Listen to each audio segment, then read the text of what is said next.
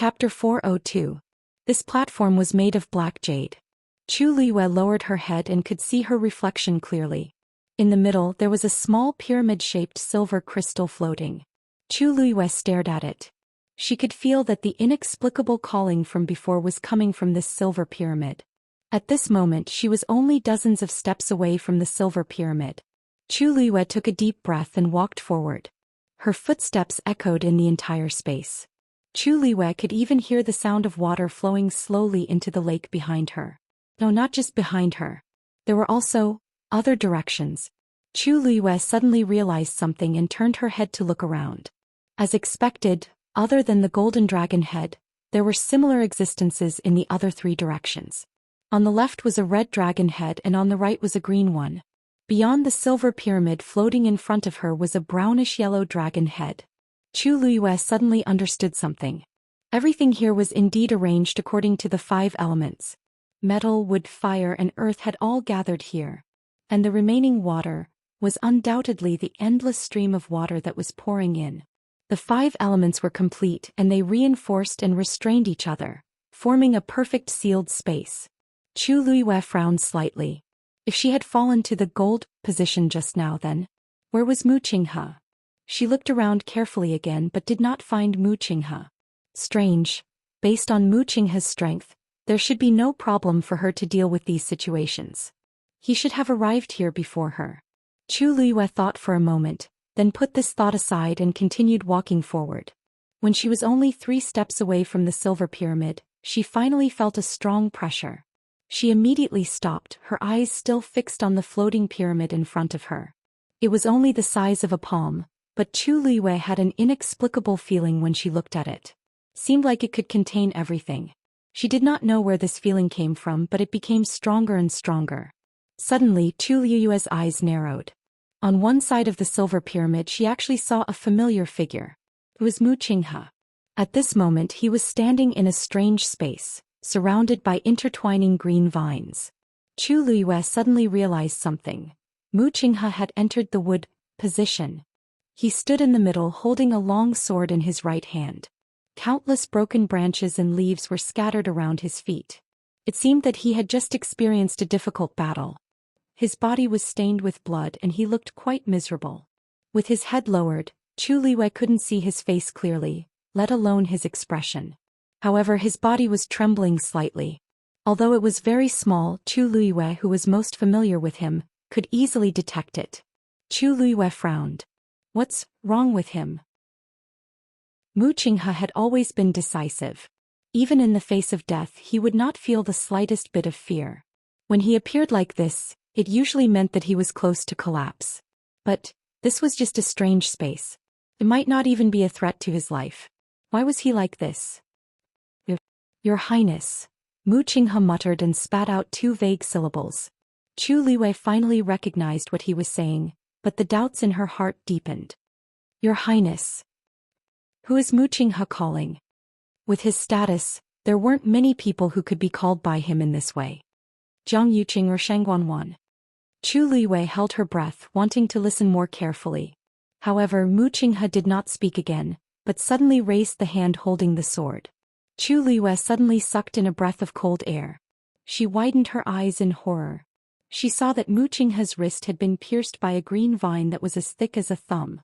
The green vine was tightly wrapped around his wrist, spreading all the way to his shoulder. Chu Liyue could even see that his palm had become red and swollen because of the lack of blood. Fresh blood gushed out from the wound on his wrist, but it was quickly absorbed by the green vine. A tender green leaf quickly turned yellow and fell to the ground. Then a second leaf, a third leaf. Chu Liyue was slightly shocked. Is there something wrong with Mu Qinghe's blood? Why did these green vines wither so quickly? Before she could figure it out, something even more surprising happened. At the place where the withered leaf had fallen, a small piece of green and yellow leaf grew out again. And the green vine seemed to be wrapped even tighter. Only then did Chu Liyue know that the broken branches and withered leaves on the ground came from this. An intense pain came from his right arm, almost causing Mu Qinghe's mind to go blank. But in reality, the thing that caused him the most pain was not the green vine that was chasing after him. It was... He used the last of his strength, waved the long sword in his hand and slashed it forward. Crush. The ferocious sword aura caused all the withered branches and withered leaves on the ground to fly up. It even completely split the green vine on the wall in front of him from the middle. But the green vine was spreading very quickly. After it broke, it immediately wrapped around again and even grew new branches and leaves. The lush branches and leaves swayed with the wind as if nothing had happened. But on Mu Qinghe's side, because he had forcefully waved the sword, it caused the wound on his wrist to be torn open again. Suddenly, Mu Qinghe let out a roar filled with despair and grief. Ah! Chu Liyue's heart skipped a beat when she saw this. What was Mu Qinghe doing? Was he trying to break out of the green vine? But if that was the case, why did his emotions become like this? It was as if there was something buried in his heart for too long. Plop. Mu Qinghe's voice gradually became softer and finally he knelt on the ground. And the sword in his hand also fell to the ground powerlessly. The space fell into a terrifying silence. The green vines around them were full of vitality, but Mu Qinghe, who was in the center, was shrouded in a strong aura of loneliness and madness. Chu Liyue had never seen him like this. After a while, Mu Qinghe finally raised his face. Chu Liyue covered her mouth. Mu Qinghe's face was actually full of tears. Despair, loneliness, anger, sadness, regret. Chu Liyue did not know how to describe Mu Qinghe at this moment. He was like a trapped beast in a desperate situation. He had followed her around for so many years, but she had never seen him cry.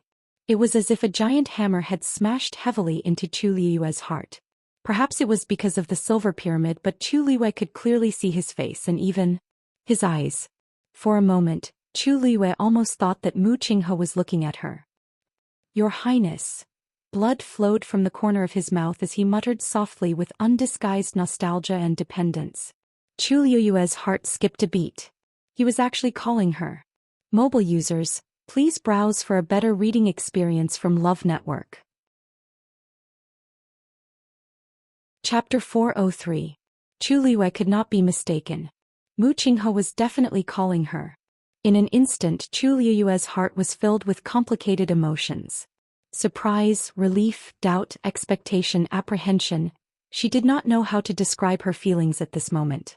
Because she had never thought that Mu Qinghe would call her in such a tone.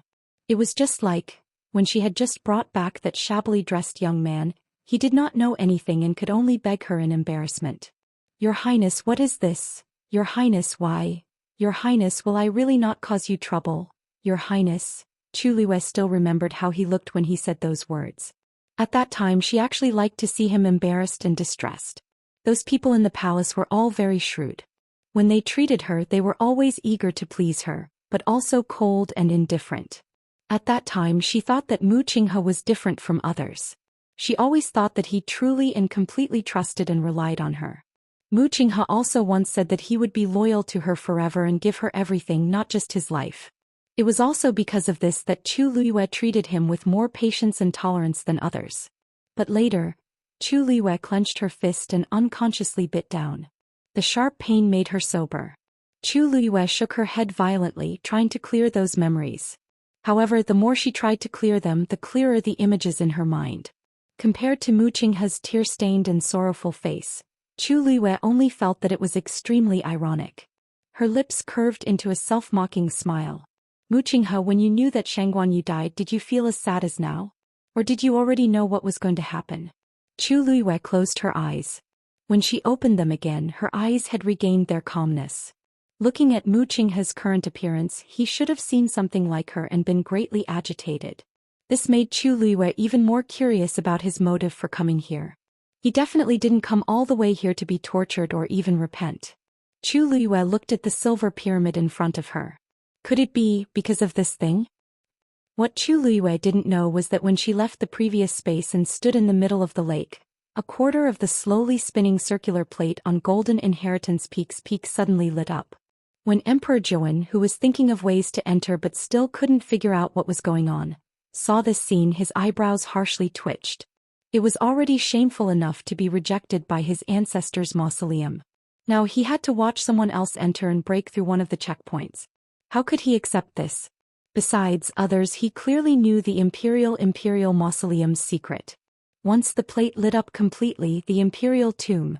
Thinking of this, A few more wrinkles appeared on Emperor Zhou's brows. Sensing his aura, Elder Xianxia and the rest trembled in fear and didn't dare to make a sound. Elder Yi stood at the side and saw this scene, and his gaze changed. "Your Majesty, we can't wait any longer.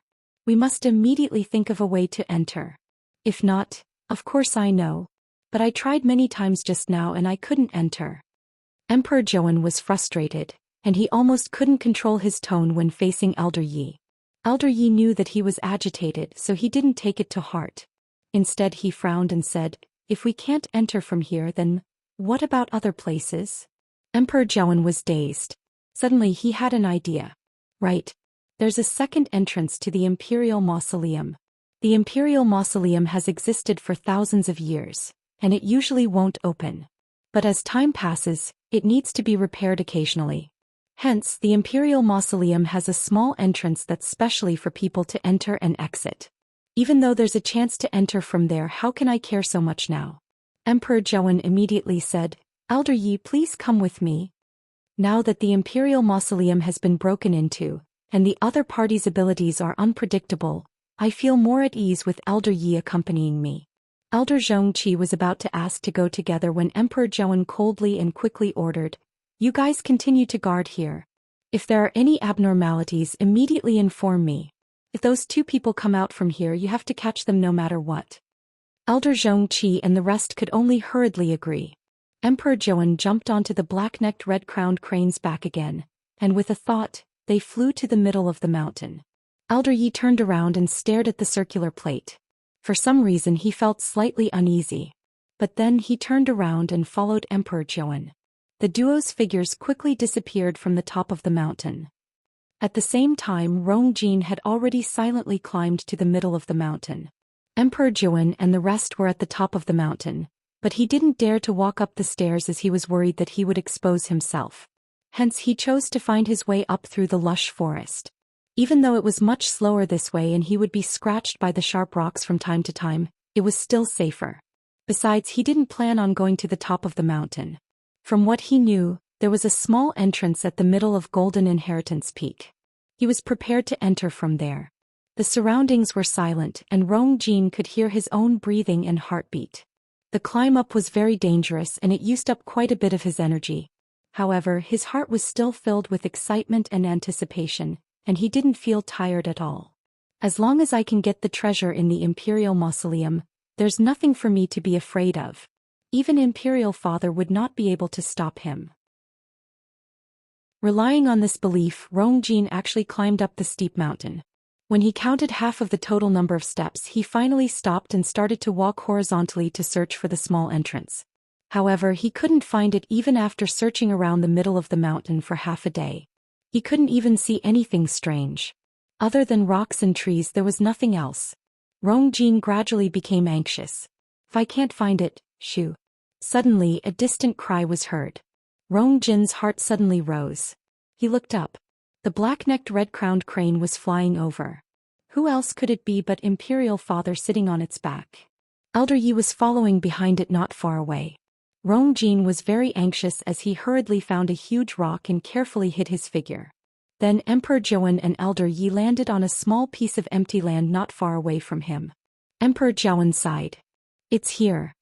Elder Yi lightly nodded, but he suddenly noticed something as he looked in Rongjin's direction. At that moment, Rongjin's heart almost stopped beating. He didn't notice a slight ripple covering him. Emperor Zhou saw that Elder Yi's expression was amiss, and he couldn't help but ask, "Elder Yi, why are you here?" "Elder Yi, what's wrong?" Suspicion flashed across Elder Yi's eyes as he shook his head. "Nothing. I saw wrongly." Emperor Zhou nodded in understanding and didn't take it to heart. He looked serious as he raised his hands. Buzz. Mobile users, please browse and read. A better reading experience comes from Love Network. Chapter 404. The fallen leaves on the ground in front of Emperor Zhou suddenly flew up. A circular plate that was much smaller than the one at the top of the mountain appeared in front of them. Not only was it smaller, but the patterns on it were also much simpler. A strange pattern appeared in Emperor Zhou's palm, and it slowly landed on the circular plate. Following the slight buzzing sound, the circular plate finally started to turn slowly. Emperor Zhou was elated. "It's open." Elder Yi also heaved a sigh of relief. Emperor Zhou became even more careful. He only held his breath when the circular plate slowly opened from the middle and stepped in. Elder Yi followed closely behind. The duo's figures quickly disappeared. After a while, the surroundings quietened down. Seeing that the circular plate was about to close, Rongjin, who was hiding in the dark, immediately rushed forward. "How can I miss such a great opportunity?" Luckily, he was fast enough and entered before the circular plate closed. The moment he stepped in, he felt that he had stepped on a layer of stone, and the surroundings instantly fell into darkness. Rongjin actually felt a little lucky. Even though it was hard to see the surroundings clearly, it also prevented Emperor Zhou and Elder Yi from discovering him. Forget about Emperor Zhou, but Elder Yi was very strong. If he wasn't careful, he might be exposed. He secretly came this time, so he naturally didn't dare to make a big fuss. Once he was discovered, the consequences would be dire. Only when he obtained that supreme treasure would he have more confidence. Rongjin waited at the same spot for quite some time until the duo's footsteps gradually disappeared. After confirming that they were far enough away, he finally lifted his feet. Even though he couldn't see anything clearly, he heard the duo's movements and felt that this seemed to be a staircase that led downwards. Rongjin felt around for a while and wanted to hold onto the wall to walk, but he quickly felt a sharp pain in his palm.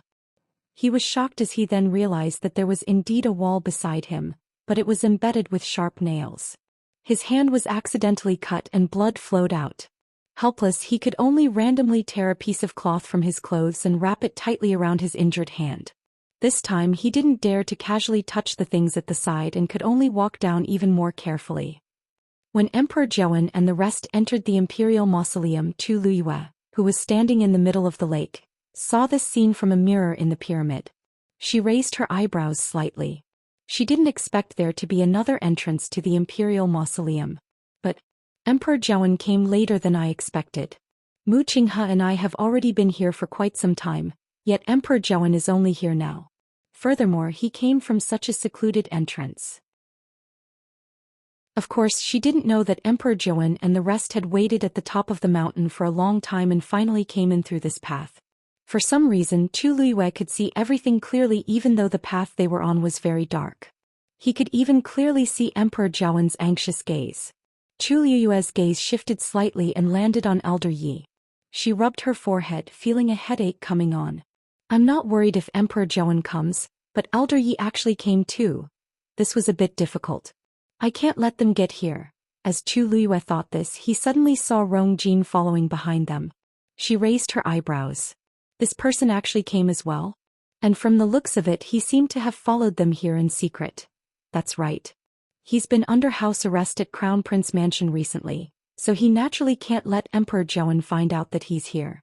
Why is he here to join in the fun? A thought flashed across Chu Liyue's mind, and a bold guess surfaced in his heart. Could it be that his secret has something to do with the Imperial Mausoleum? Previously, Rongjin said that Rongjin was Heaven's chosen son. Hence, the Empress placed a lot of importance on him and placed all her efforts on him. She also had high hopes for him. When Chu Liyue first heard this, he didn't think much of it until he saw everything in Heptagon Alley. The Empress clearly cared more about Rongjin's Heaven's chosen son identity than he imagined. She also made a lot of preparations for this and didn't even hesitate to use cruel and ruthless methods just to help Rongjin raise his cultivation level. It was a pity that they were discovered before the time was ripe. Now that Rongjin didn't care about the danger and came here, this was the only reason that could explain it. Chu Liyue unintentionally sized up Rongjin. This noble crown prince had clearly suffered a lot on the way here, and he looked very disheveled. Suddenly, Chu Liyue focused his gaze and looked at the two figures behind Rongjin. He actually didn't come alone. Very quickly, Chu Liyue clearly saw the duo's appearance. The person in front was Xianxia. Behind her was an elder in a black robe. As he was wearing a hood, only half of his face could be seen. He seemed to be an elder. Chu Liyue had never seen this person before. But on the surface, this elder was clearly Xianxia's subordinate. Chu Liyue stared at him for a while and quickly realized that Rongjin didn't seem to know of the duo's existence behind him. Xianxia and the other person also followed behind very carefully. Their every word and action was clearly to avoid being discovered by Rong Jin. They secretly followed Rong Jin in? This is interesting. Chu Liwei couldn't help but curve his lips into a smile. Emperor Zhaowen and Elder Yi were in front, Rong Jin was in the middle, and Situ Xianxia and the Elder were behind. They actually came in one after another. I really don't know what kind of expression they would have if they saw me standing here. Ka. A faint sound suddenly came from the top of the silver pyramid. Chu Liu's heart tightened and he immediately looked over, but he didn't find anything amiss. The small pyramid was still quietly floating in midair as if the sound was just Chu Liu's hallucination. She knitted her brows. I shouldn't have heard this sound for no reason. But after waiting for a while there was no other sound. Chu Liu could only temporarily put it aside and look at Mu Qinghe again. What she saw immediately made her heart beat wildly. She saw the kneeling Mu Qinghe actually raise the long sword in his hands again. However, this time the tip of his sword was aimed at his neck. Mu Qinghe actually wants to commit suicide. Chu Liu shouted without thinking. Stop. Mu Qinghe seemed to have heard it as his actions suddenly paused, and disbelief gradually appeared in his eyes. That voice just now. Even though it was blurry, the tone was very similar to that person's. He immediately looked around, but other than the tightly wrapped vines there was nothing else. Mu Qinghe bitterly laughed, and the long sword in his hands fell to the ground. If she was still around and knew that I didn't die on the battlefield and chose to commit suicide instead, she'd probably be very disappointed, right? Even he himself did not expect that he would be trapped here and even had thoughts of suicide. But it's really too painful. I admit that I'm scared. Every day, every moment I'm going through that terrifying torture and I'm better off dead than alive. He wanted to pick up the sword again, but he realized that his entire body was trembling violently. Even if it's a hallucination, it seems like I can't go against her orders. After a long while he closed his eyes and tears fell from the corner of his eyes as he softly muttered. Your Highness, is this the punishment you're giving me? Mobile users, please browse for a better reading experience from the Love Network. Chapter 405. For a moment Chu Liwei did not know what to say. Punishment? Sheng Guanyu was already dead and he died so tragically. What punishment could she give him? She also wanted to tell herself that Mu Qinghe did not betray her. However, everything that she had seen so far proved that Mu Qinghe was most likely standing on the opposite side of her before she died. Otherwise, there was no way to explain everything that happened later. He was still the respected deputy commander, as if her death had nothing to do with him. Even the pair of boots on his feet, Chu Liu's eyes stung. Mu Qinghe looked like he was in so much pain that she almost thought that he was really remorseful for her. However, what was this compared to the torture that she had gone through? Chu Liwei once again suppressed the waves in her heart. No matter what, she could no longer trust Mu Qinghe. Fortunately, he did not seem to recognize her voice just now. Otherwise, she would be in a lot of trouble. This silver pyramid was really strange. From here she could see almost the entire situation in the Imperial Mausoleum, and the people inside could also hear her voice. It seemed that this small object controlled the entire Imperial Mausoleum. An impulse surged in Chu Liu's heart again as she raised her hand toward the pyramid. Crack. Before her hand touched it, she heard another strange sound. Chu Liu paused. This time she heard it clearly. It was indeed the sound coming from the pyramid. Her heart skipped a beat and she walked to the other side. From where she was previously standing she could only see 3 mirrors on the pyramid, but she did not see the last one. That sound came from that direction. Chu Liu looked over and was suddenly stunned. However, there was nothing on the last mirror. No, to be precise, the mirror was completely covered by a mass of black. The other 3 mirrors were clean and clear and she could see everything clearly. However, this last mirror, Chu Liu looked back and realized that this was the fire position. There was still water flowing into the lake from the red dragon head and nothing seemed to be wrong. However, Chu Liu felt an inexplicable sense of uneasiness. This pyramid should be able to see the situation in the Imperial Mausoleum, but one of its sides was suddenly blocked. In other words, she did not know what was happening in the fire position. This was definitely not a coincidence. A ridiculous and bold guess appeared in Chu Liu's mind. Could it be that someone had already entered that place and used some method to prevent her from seeing what was happening inside? When she thought of this, Chu Liu's heart clenched. Even someone as powerful as Mu Qinghe did not have this ability. Who else could do it? What was he afraid of her seeing it? Chu Luiwei. A moment later she gritted her teeth and finally grabbed the silver pyramid in her hand. It was extremely cold to the touch. A gust of cold air spread out from within, spreading at a speed visible to the naked eye, and quickly covering Chu Luiwei's palm. Chu Luiwei was shocked and immediately wanted to let go. However, at this moment, the water droplet in her dantian suddenly started to spin wildly.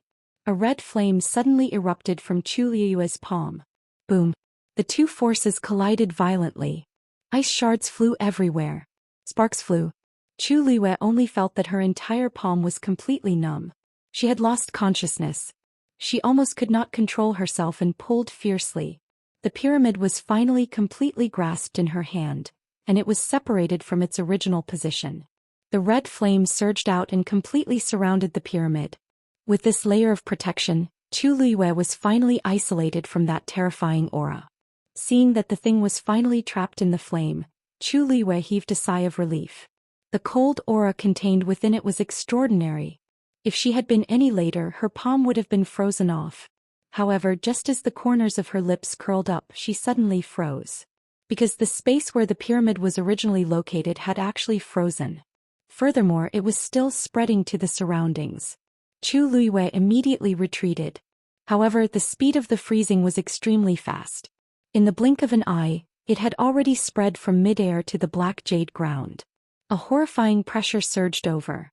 Chu Luiwei was almost unable to breathe from the pressure. Soon she was forced to the edge of the platform. Half of her foot missed a step, causing her body to sway a few times.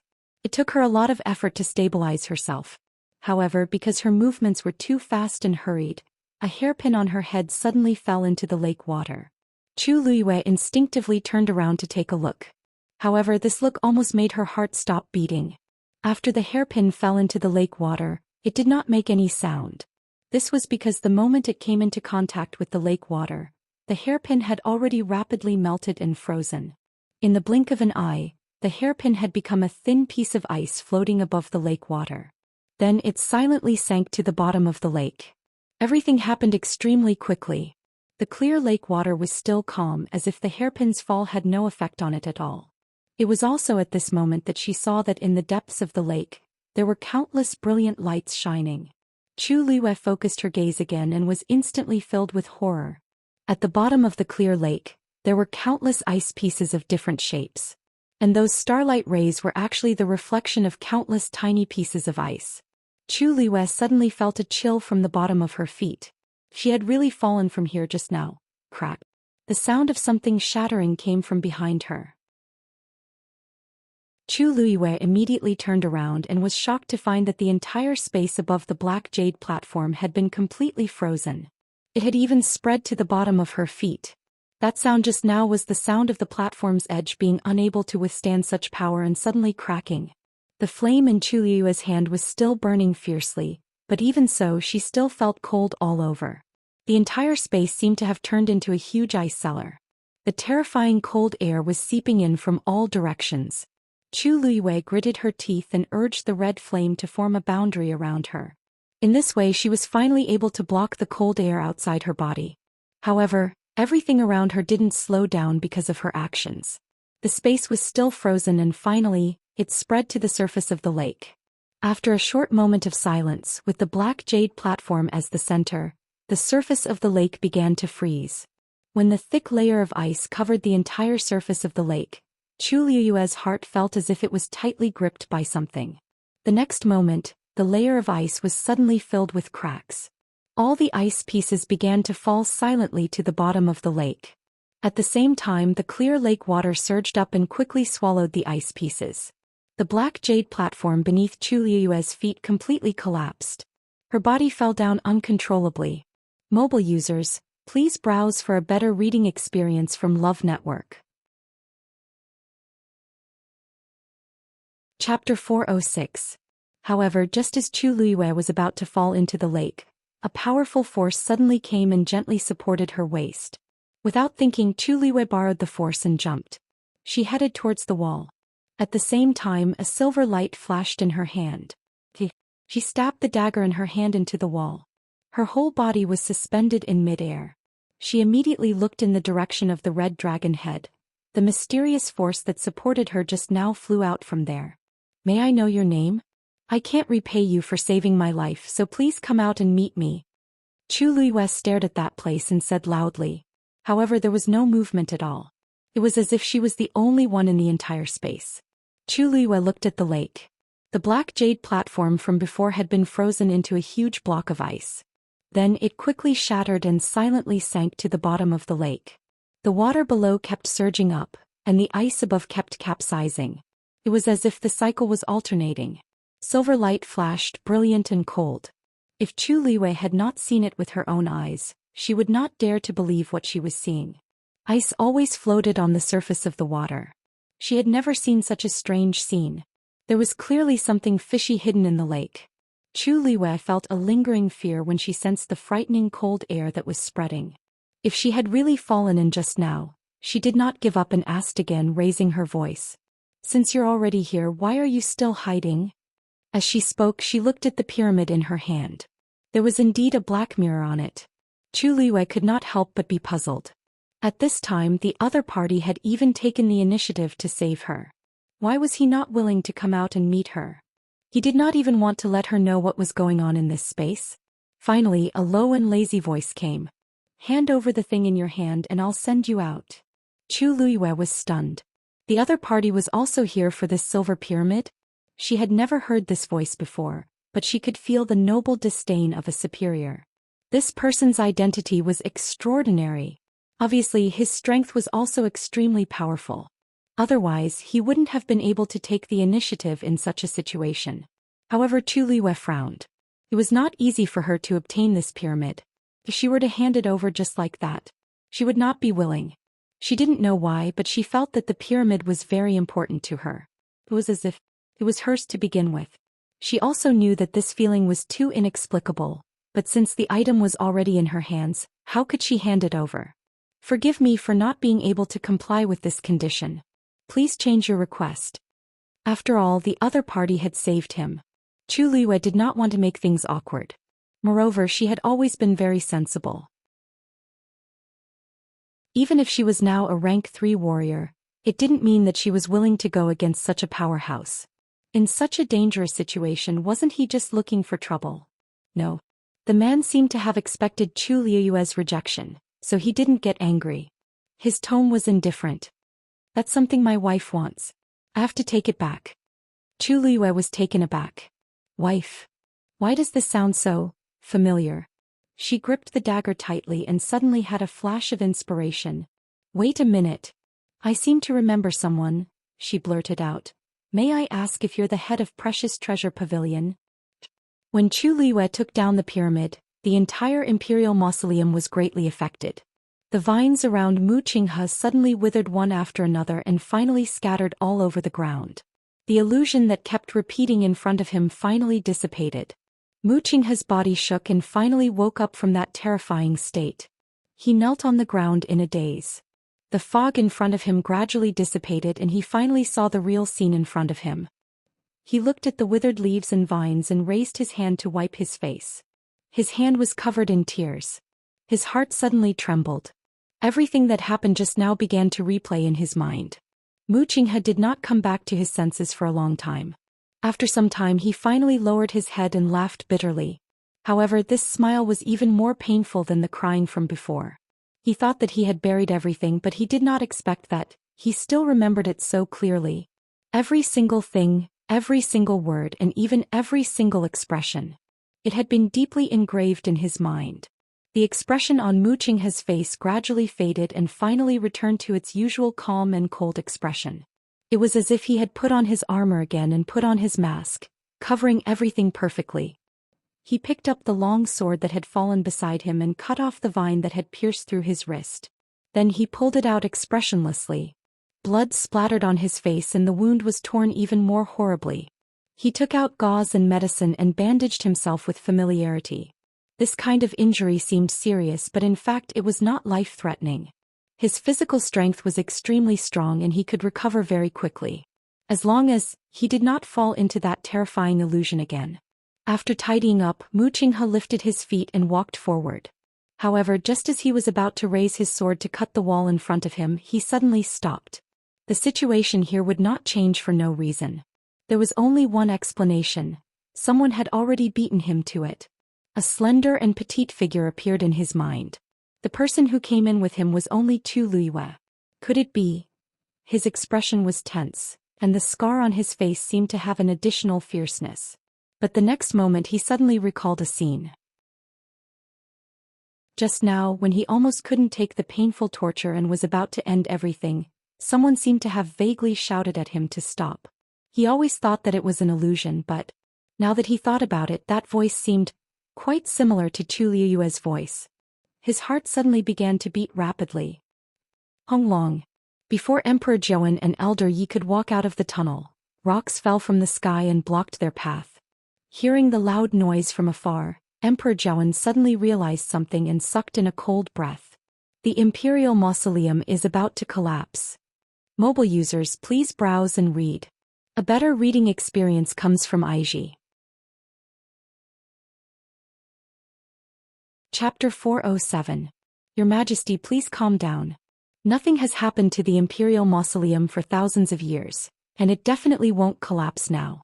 However, there seems to be something wrong inside.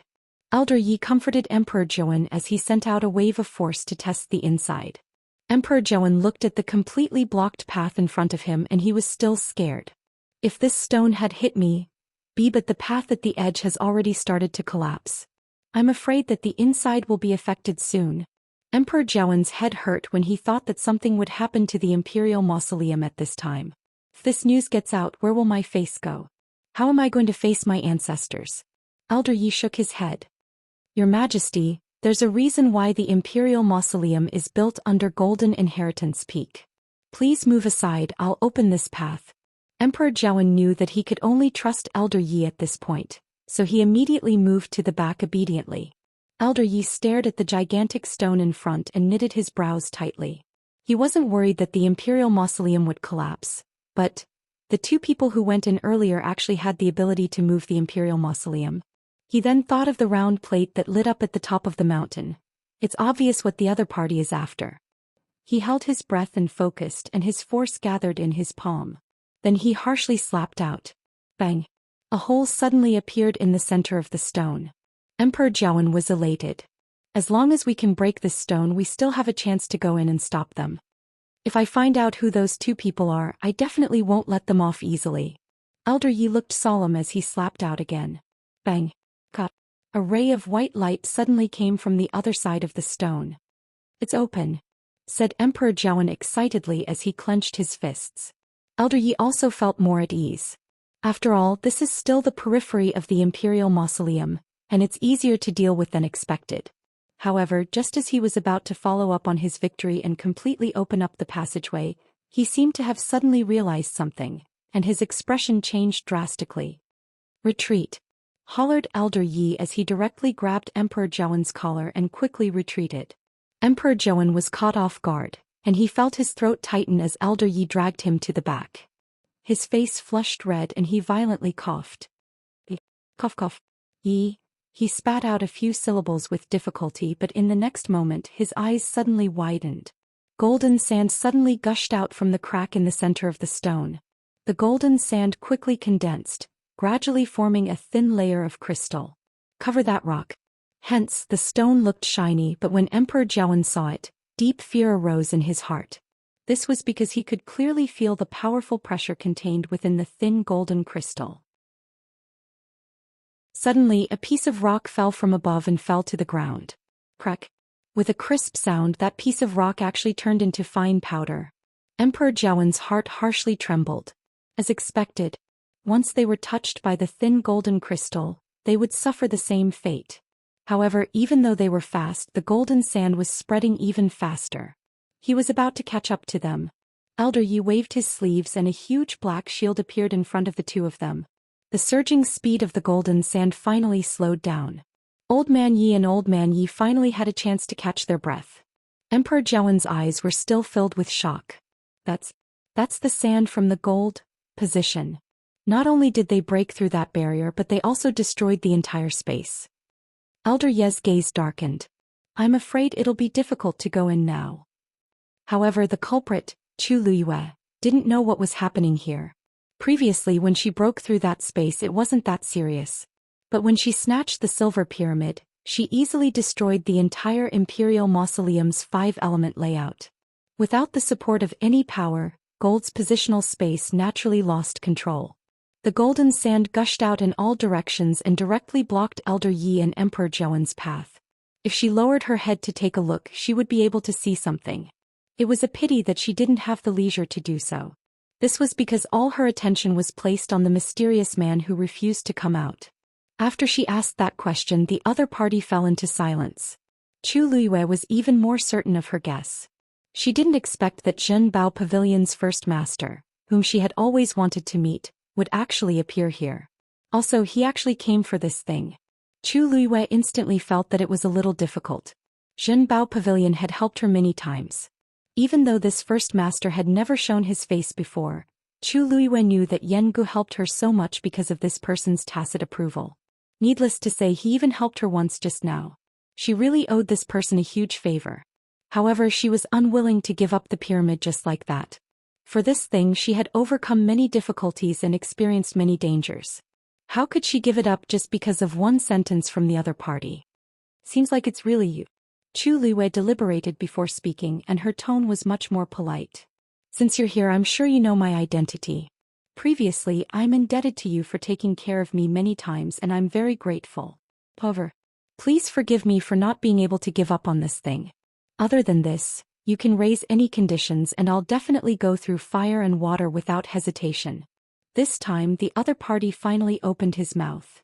My only condition is this thing. His tone was calm, but it carried a pressure that could not be defied.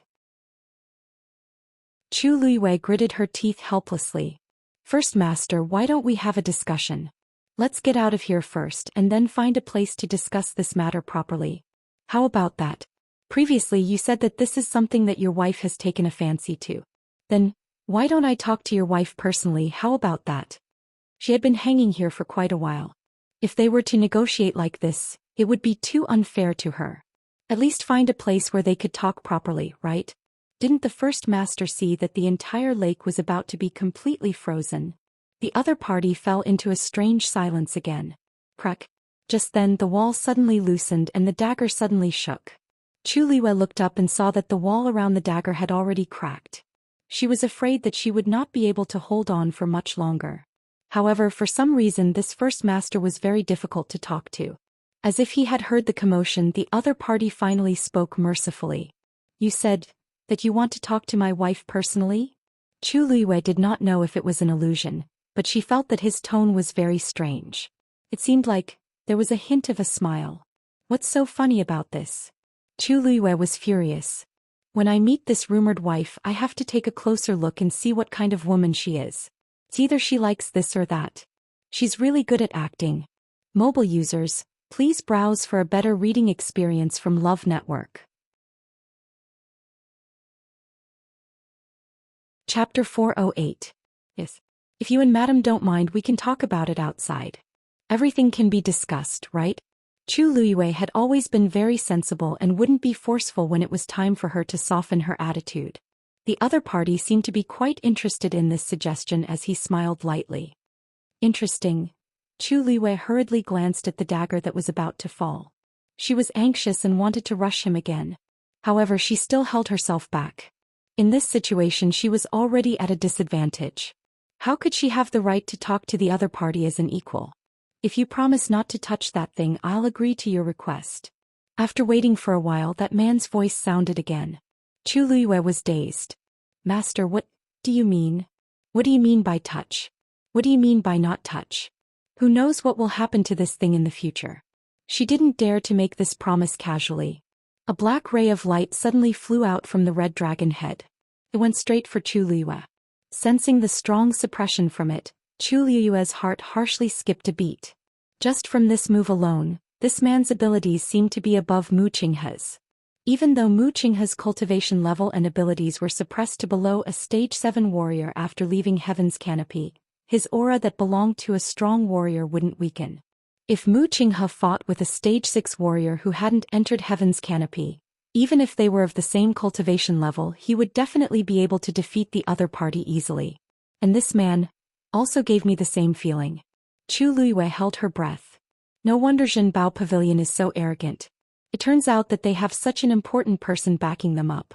Emperor Zhou was quite wary of Zhenbao Pavilion previously, so he should know something. Even though the suppression from the black ray of light was very strong, Chu Luiyue didn't feel threatened when it was in front of her. Thus, she slightly relaxed and obediently waited at her original spot. If he really wanted to kill me, he would have done it long ago. Why would he waste so much effort? Then she saw the black ray of light fly to her hand. It silently pierced through the flames in her palm and landed on the silver pyramid. Chu Luiyue's pupils shrank. The power of the flame came from the water droplet in her dantian.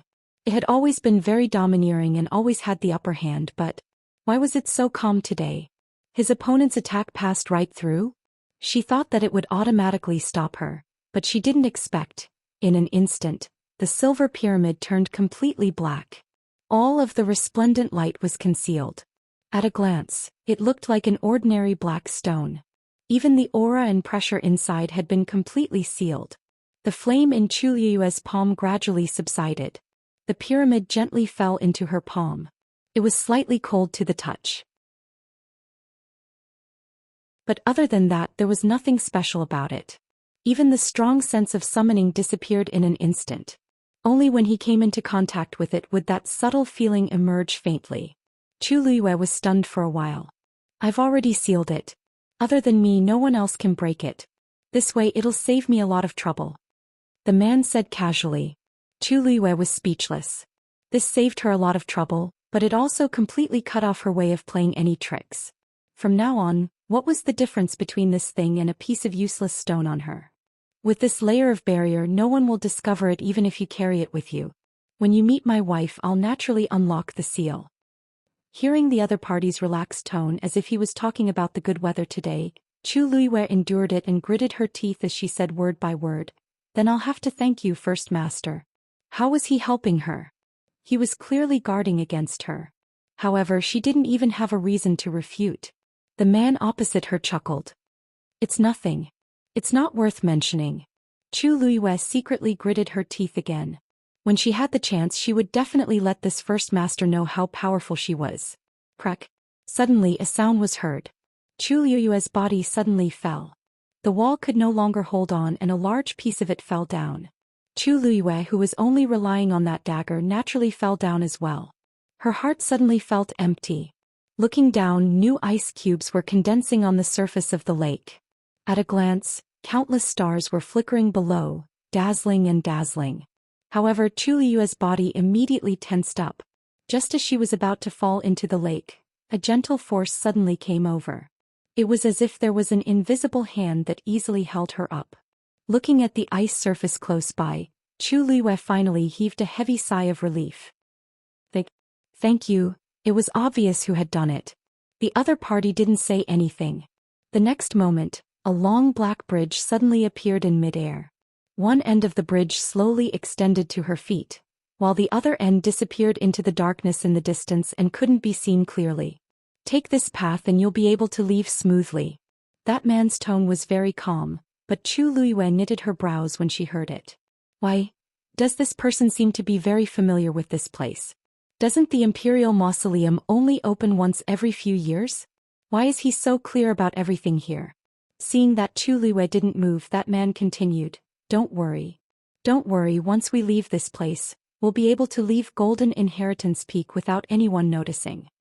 Chu Luiyue was even more shocked. Even if Emperor Zhou was here, he probably wouldn't know about all this. This First Master truly had some tricks up his sleeve. Thank you, First Master. Chu Luiyue wasn't dumb. It would be a waste to reject the other party's offer. Without thinking, she knew that it was a mess outside. If she went back the way she came from, she might be skinned alive by that group of people. Being able to leave quietly like this was the best thing that could happen. She was very sincere when she thanked him. After saying that, she didn't hesitate and stepped onto the long black bridge. This long bridge was clearly formed by the other party's force, and Chu Luiyue walked on it as if she was walking on flat ground. She raised her brows slightly. This person's abilities are really immeasurable.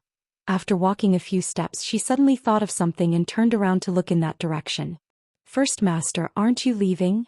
This has nothing to do with you," said the other party calmly. Chu Luiyue thought about it and thought that was true.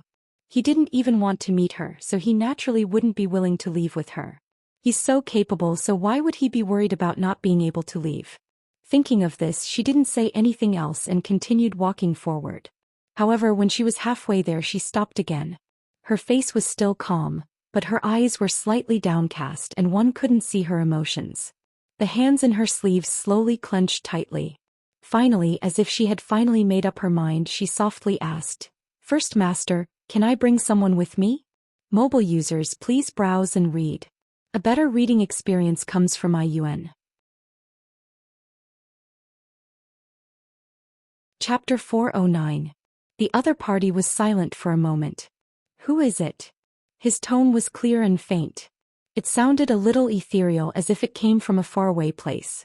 However, for some reason, Chu Luiyue heard a trace of displeasure in his voice. It didn't seem like he was displeased, but it still sounded a little strange. Chu Luiyue pursed her lips and said tentatively, "It's the person who came in with me." She believed that with the other party's ability, he would know who she was referring to. "He doesn't seem to treat you well, but you want to help him now?" The man didn't directly agree or refuse. Instead, he asked such a question. Chu Luiyue was stunned for a moment. "How do you know how he treats me?" The man paused and then seemed to snort softly. Chu Luiyue suddenly understood what he meant. Since he was so familiar with this place, he naturally knew what had happened here like the back of his hand. For a moment, Chu Luiyue almost thought that this master had always been in this imperial mausoleum. Of course, she knew that was impossible. But it was obvious that he had been here more than once before. Chu Luiyue's hands clenched even tighter. She felt as if something was stuck in her throat. In fact, even she didn't know why she suddenly said that. No matter how she looked at it, Mu Qinghe wasn't worth her saving. But, in front of her, the image of him kneeling on the ground with tears streaming down his face kept appearing. "And that, Your Highness." She didn't know how much sincerity there was in his grief. She didn't even know how he betrayed her. But his identity is special. "If he dies here, I'll also be in a lot of trouble," Chu Luiyue said with her eyes lowered. Jian Fengqi knew that she and Mu Qinghe had come out. If Mu Qinghe really died here, she definitely wouldn't be able to escape responsibility. According to Jian Fengqi's personality, he definitely wouldn't let it go. Besides, she was still counting on Mu Qinghe to bring her back to the Tianling dynasty. "So, no matter what, I would like to ask for your help. But if it's not convenient for you, then are there any other reasons?" The man suddenly asked. "Are you pleading for mercy for yourself or for him?" His voice was still calm, but Chu Luiyue felt an inexplicable chill run down her spine when she heard it. And why did these words sound a little strange? However, these words did make her instantly sober up. She thought about it seriously for a moment and finally shook her head. "For myself." After being reborn, the most important thing she learned was that she had to think about herself in everything. Most of the time, the so-called sympathy and compassion would not bring her any benefits. Instead, it would bring her a series of troubles. Mu Qinghe was no longer the Mu Qinghe of the past. And she was no longer the Shangguan Yu of the past. "Favor." The great master finally spoke. His tone was slightly gentler than before. Chu Luiyue inexplicably breathed a sigh of relief, knowing that he had agreed. "Thank you, great master." For some reason she seemed to be easily influenced by his voice. Was it because his aura was too strong? Chu Luiyue really wanted to meet this mysterious great master now, but it was rare that he was willing to help. Naturally, she would not do anything to offend him. Suddenly she thought of a problem. Ever since she took the pyramid, she had not had time to look at it. She did not know how Mu Qinghe was doing now. Bang. A muffled sound came from behind her. Chu Luiyue was shocked and immediately turned around. Mu Qinghe was lying on the black bridge behind her, covered in blood. He was motionless and seemed to be unconscious. The fall just now seemed to be quite heavy. His chest shook and he spat out a few mouthfuls of blood. It looked really miserable and miserable. The corner of Chu Luiyue's eyes twitched. This appearance was too sudden. What happened to him? Chu Liwei could not help but ask when she saw that he seemed to be more seriously injured than before. Oh, he just fainted. He won't die from a fall. That person said coldly as if he did not care. Chu Liwei was speechless. Or do you want him to know that you were the one who saved him so that he would be more grateful to you? The speaker did not mean it, but the listener did. Chu Liwei felt as if her heart had been stabbed by a knife. No need, this is for the best. Thank you. She quickly sorted out her thoughts. When she looked at Mu Qinghe again, her heart was calm. That great master was right. This was the best choice. She had saved him before and he was grateful to her. But in the end, it was just a joke. This time she was only doing it for herself. Thinking of this, she walked over and planned to carry Mu Qinghe out. However, just as she leaned over, something flew over from the corner of her eye. She immediately raised her hand and caught the thing. After taking a closer look, she realized that it was actually a yuan instrument. Use this to take him out. Don't dirty my path. The man's tone was cold. Chu Liwei could not help but mutter in her heart. So this great master is also like this. To put it nicely, he's fastidious. To put it bluntly, yes, he's on par with his wife. This bridge is formed by force. How can it be dirty? As it's black. How dirty can it be? However, since she had taken advantage of him, she naturally wouldn't say such things to his face. Besides, using this yuan instrument could indeed save her a lot of energy. What are you talking about? Chu Liwei was shocked. Her mouth was tightly shut just now and she did not make a sound. Does this person know how to read minds? He can even guess that. She immediately looked up with a smile. Nothing. I was just thinking that you and your wife are a match made in heaven. This sentence obviously pleased this difficult great master. He smiled and his tone and attitude were much better than before. My wife and I think so too. Chu Liwei choked. She had seen people who felt good about themselves, but she had never seen anyone who praised her and his wife to their faces. Then I wish you and your wife a long life together. I'll be leaving now? Chu Liwei said very sensibly. The other party chuckled but did not say anything else. Chu Liwei was relieved and injected a stream of force into the yuan instrument. With a bang, the yuan instrument unfolded and floated in mid-air. It was a hexagonal flying disc. Then a net suddenly dropped from the flying disc and easily covered Mu Qinghe. Looking at Mu Qinghe curled up in the net, the corners of Chu Liwei's eyes twitched. It's good to help, but this scene is really exciting. She coughed and turned around. Suddenly, a voice with a smile was heard. I also wish you and your future husband a happy marriage. Mobile users, please browse for a better reading experience from Love Network. Chapter 410. Chu Liwei looked back strangely. Why does this sentence sound so sincere? The corners of her mouth curled up as she thanked him again. No matter what, this blessing sounded pleasing to the ear. Moreover, she wanted to build a good relationship with this first master. Seeing that Mu Qinghe might not be his opponent, if she could successfully rope him in as her backer, wouldn't that be much more convenient? Chu Liwei walked out while feeling strange in her heart. Although this first master's temper and style were a bit strange, she seemed to have an inexplicable sense of trust towards him. She rarely had this kind of feeling towards others. Especially when the other party had taken the initiative to help her many times. Generally speaking, one who was unaccountably solicitous was hiding evil intentions. However, Chu Liwei really couldn't associate such a person with such a powerful method with this sentence. Perhaps he had other motives, but Chu Liwei didn't seem to be worried or uneasy. Perhaps this was also a form of affinity to some extent. The surrounding light gradually dimmed. Chu Liwei knew that she had already walked to the edge of the imperial mausoleum. She couldn't help but look back again. Looking past Mu Qinghe, who was suspended in midair, she almost couldn't see the scene inside. Only the layer of ice that was constantly freezing and capsizing, as well as the silently surging lake water, were exceptionally clear. And the space in the middle had already been completely frozen, and there was a faint frost that gradually covered the surroundings.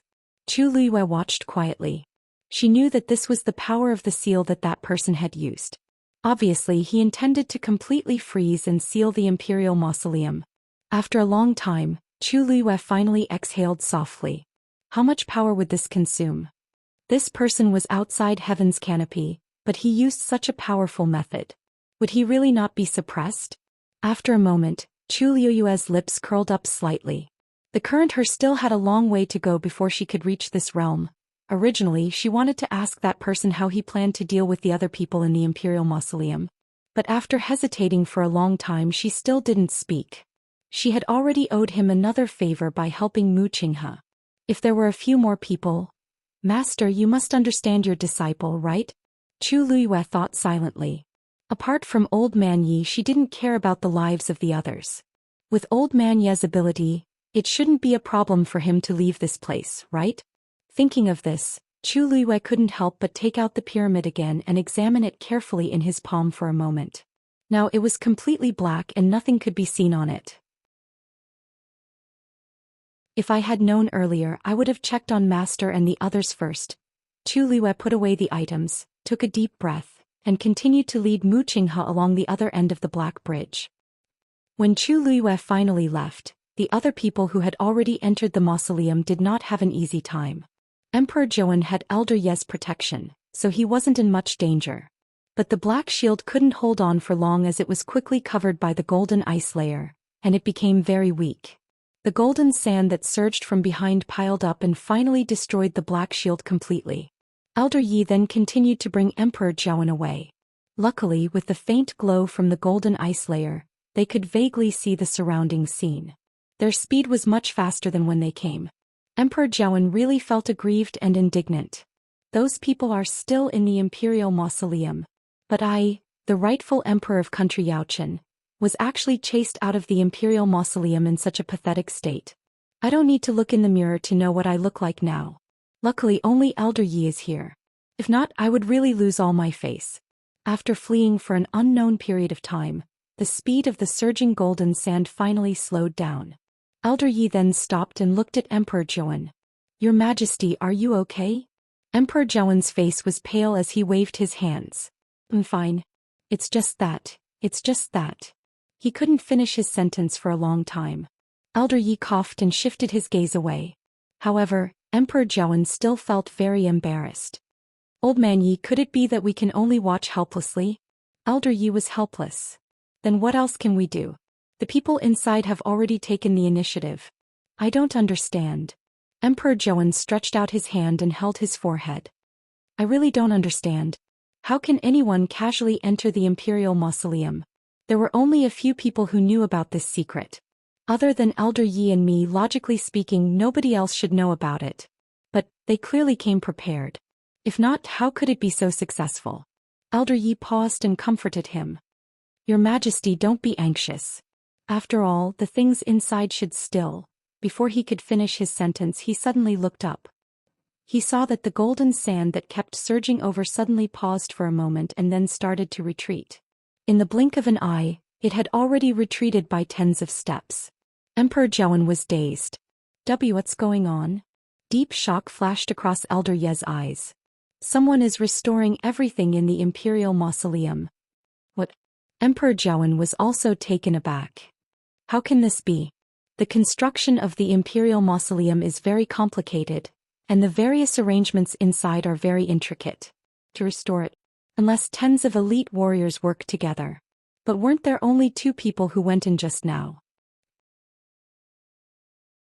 Elder Ye's gaze was still locked in that direction. No, you forgot that there's another possibility. Emperor Zhou's expression suddenly froze. Could it be, Walla?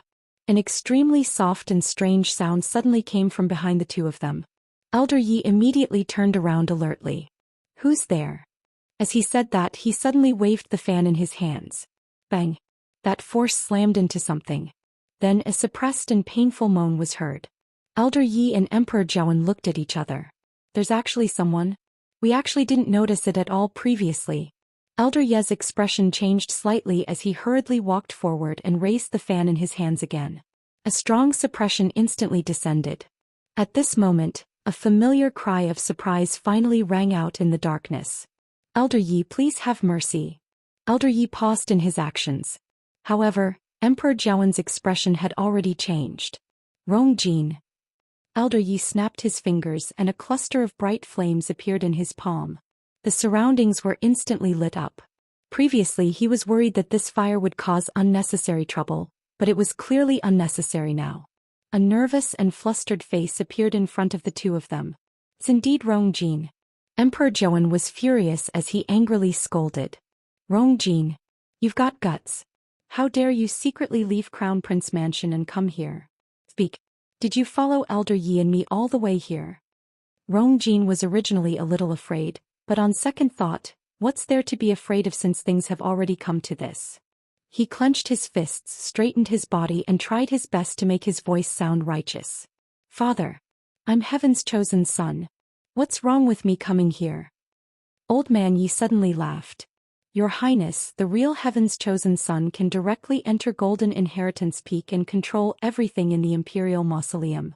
There's already one inside, so where did your Heaven's chosen son title come from? Mobile users, please browse and read. A better reading experience comes from IUN.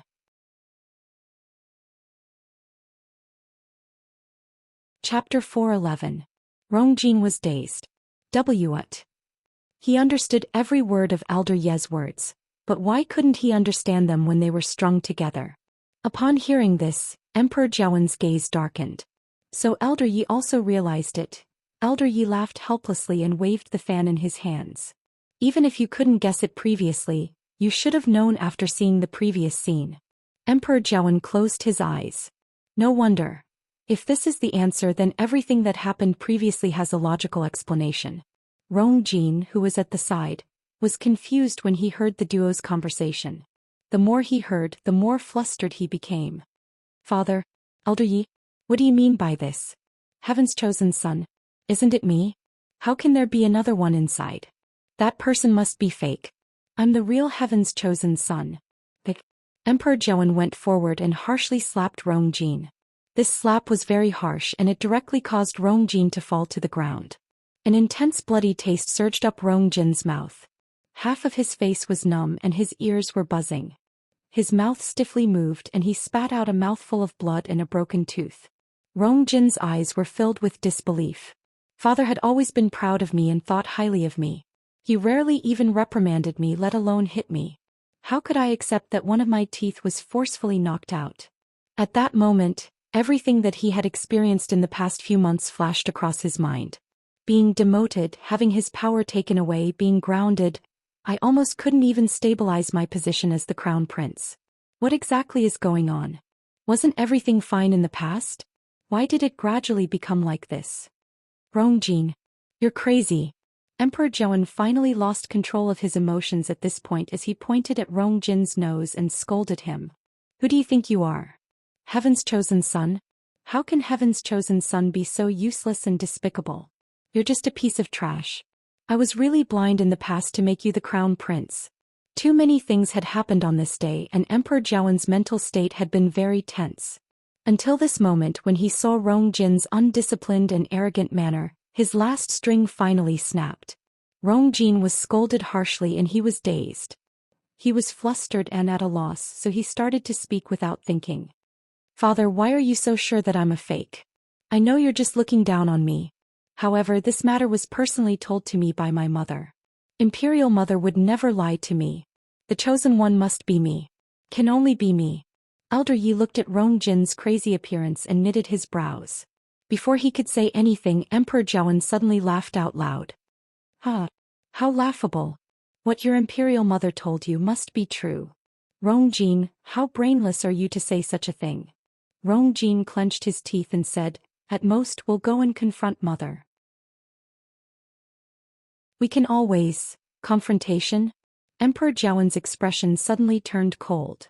You probably don't know that your mother is already dead, right? It was a light sentence, but it was like countless sharp knives that pierced into Rongjin's body. Rongjin's body trembled slightly and his blood boiled in his chest. Finally, he couldn't help but spit out another mouthful of blood as he collapsed onto the floor. I am possible. Mother just told me that secret today. How can she be dead?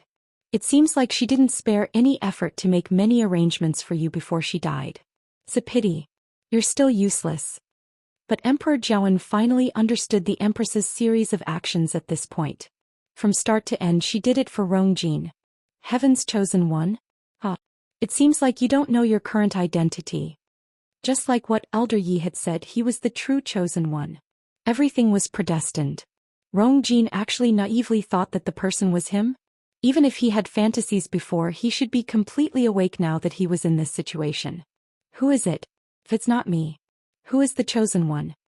Muttered Rongjin with a hoarse voice, and his eyes were filled with despair.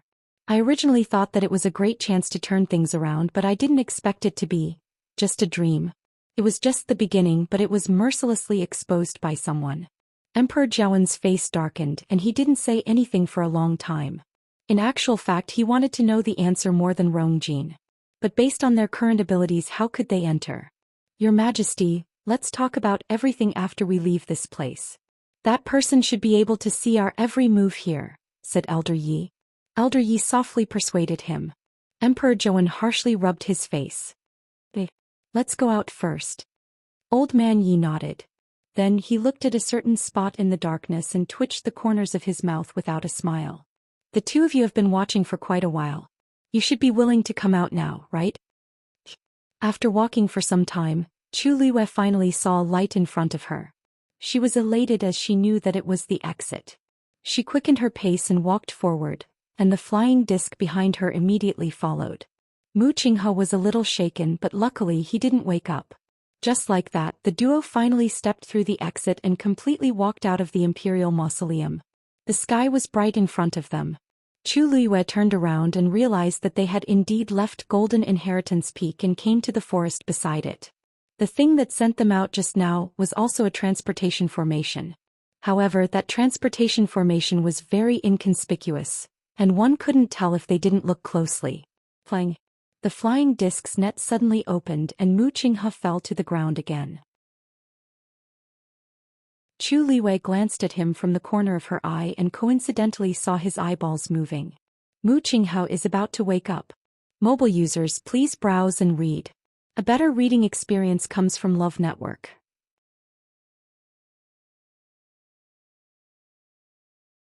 Chapter 412. Mu Qinghe felt as if he had sunk into a deep dream. He was drifting around, but he couldn't wake up no matter how hard he tried. For a moment, a thought even flashed across his mind. It would be great if he could sleep forever and never have to wake up to face everything. However, this thought only flashed across his mind. He tried a few times before he finally forced his eyes open. The bright light shone down and it was a little dazzling. He couldn't help but close his eyes and relax for a while before he got used to it. The blurry scene in front of him gradually became clear. This seems to be a forest? Mu Qinghe moved and immediately felt waves of pain all over his body, causing him to frown. He lowered his head to take a look and realized that his body was covered in blood and wounds. There was almost no place that was unscathed. Fortunately, most of these were superficial wounds that could be recovered after a period of recuperation. Mu Qinghe was slightly relieved, but he suddenly realized something and his expression changed drastically. That's not right. I was clearly in the Imperial Mausoleum earlier. How did I appear here now?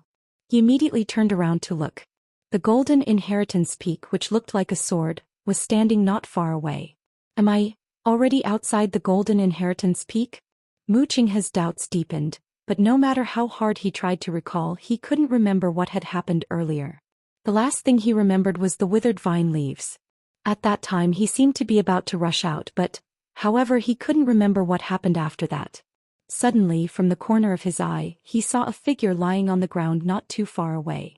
It was actually Chu Liwei. He focused his gaze and endured the pain on his body as he slowly walked over. Chu Liwei seemed to have fainted as well. His eyes were tightly shut and his lips were pale. However, compared to the others, Chu Liwei was in a much better state. There weren't many bloodstains on his body and there weren't even many wounds. Mu Qinghe stared at Chu Liwei for a while with a hint of scrutiny in his eyes. Was that sound his hallucination or, as if sensing his gaze, Chu Liwei finally woke up. She subconsciously raised her hand to block the somewhat dazzling sunlight, and finally opened her eyes completely. At the same time he saw Mu Qinghe standing in front of him. Vice Admiral Mu? After pausing for a moment, she seemed to have suddenly realized something. She stood up abruptly and looked around. This is where we. Mu Qinghe looked at her eyes that were filled with shock and bewilderment, and said expressionlessly, outside Golden Inheritance Peak. Chu Liyue looked at him in shock. We're already out. Mu Qinghe looked at her deeply as if he wanted to see through her completely. You don't know what happened? Chu Liyue shook his head. Didn't you pass that checkpoint and enter the center of the Imperial Mausoleum? How could he not know? Mu Qinghe suddenly leaned over and stared into Chu Liyue's eyes, questioning her word by word. Chu Liyue was shocked by his action and subconsciously took a step back. She frowned and looked confused. Vice Admiral Mu, what are you talking about? I only remember that I seemed to be trapped in a strange space. There was golden sand everywhere. I don't remember anything else. Suddenly, her gaze fell on him and she sucked in a breath of cold air. How did you suffer such a serious injury? Mu Qinghe pursed his lips tightly. Chu Liyue didn't look like she was acting, but he felt that something was wrong. You really don't remember? Chu Liyue looked helpless and was about to get up. Just as she stood up, she let out a hiss and covered her head. My head hurts. Mu Qinghe's eyes moved. Actually, the back of his head hurt too. Could it be that Chu Liyue wasn't lying and we were all sent out together? Looking at her rubbing her head and grimacing in pain, Mu Qinghe inexplicably believed her and suppressed the dangerous aura on his body. He turned back to look at Golden Inheritance Peak again. If Chu Liyue really got that thing, there was no need for her to come out with him. Moreover, she didn't have the fluctuation of that thing on her body. But looking at the current situation, there should be a third person who got it. Did you see anyone else in the Imperial Mausoleum? Mu Qinghe suddenly asked. Chu Liyue still denied it. Other than the mysterious First Master, she had clearly seen all the other people who had gone in. But naturally she couldn't tell Mu Qinghe this. Mu Qinghe didn't expect to get any useful clues from Chu Liyue. After pondering for a moment, he walked forward again. Chu Liyue was shocked. Vice Admiral Mu, what are you doing? Do you still want to go back? Mu Qinghe said coldly, you can stay here or go back by yourself. Chu Liyue. Your injuries are so serious, I'm afraid it's not good for you to go back now, right? Also, when we went in, we seem to have been discovered by the people around Golden Inheritance Peak. If we go back now, anyone with a normal brain would know that under such circumstances, they definitely couldn't go back. What's wrong with Mu Qinghe? However, Mu Qinghe didn't seem to care about her words and continued walking forward. That girl is right. Why are you in such a hurry to die? A voice filled with mockery and ridicule sounded lazily.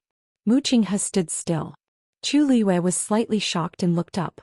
A tall figure was slowly walking over from the forest beside them. Then he leaned against a tree trunk and looked at the two of them with a smile that wasn't a smile. It was Jian Fengqi. Chu Liyue's eyes flickered as she bowed politely and asked in a seemingly casual manner, May I know when young Master Jian came?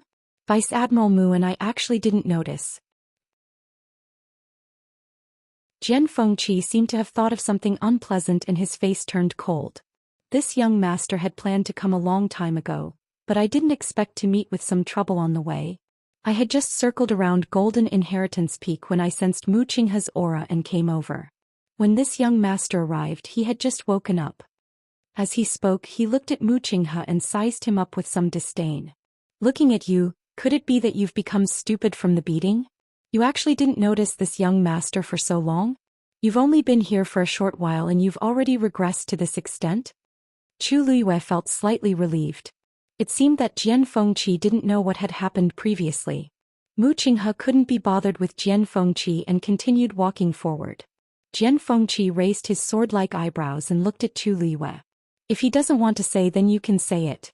What exactly are you doing in this trip? Jian Fengqi. Mu Qinghe gave him a warning look. Jian Fengqi shrugged and tactfully drew a line across his mouth to indicate that he would shut up. However, he immediately walked towards Chu Liyue and said with a smile, Miss Chu Liyue, you seem to be injured as well. Young Miss Chu, you seem to be injured as well. Why don't I send you back? Don't worry, even if he dies, this young master will help to bring you back to the Tianling dynasty. Whoosh. A long sword suddenly pierced through the air towards them. Jian Fengqi easily dodged it. Mu Qinghe closed her eyes and finally turned around. You'd better not fall into my hands next time. Jian Fengqi proudly raised his eyebrows at Chu Liyue. Chu Liyue was speechless. Why didn't she know that the relationship between these two people had become so good? Digression. I don't know if it's my illusion, But why did Jian Fengqi and Mu Qinghe become inexplicably gay? Mobile users, please browse and read. A better reading experience comes from Aiwa.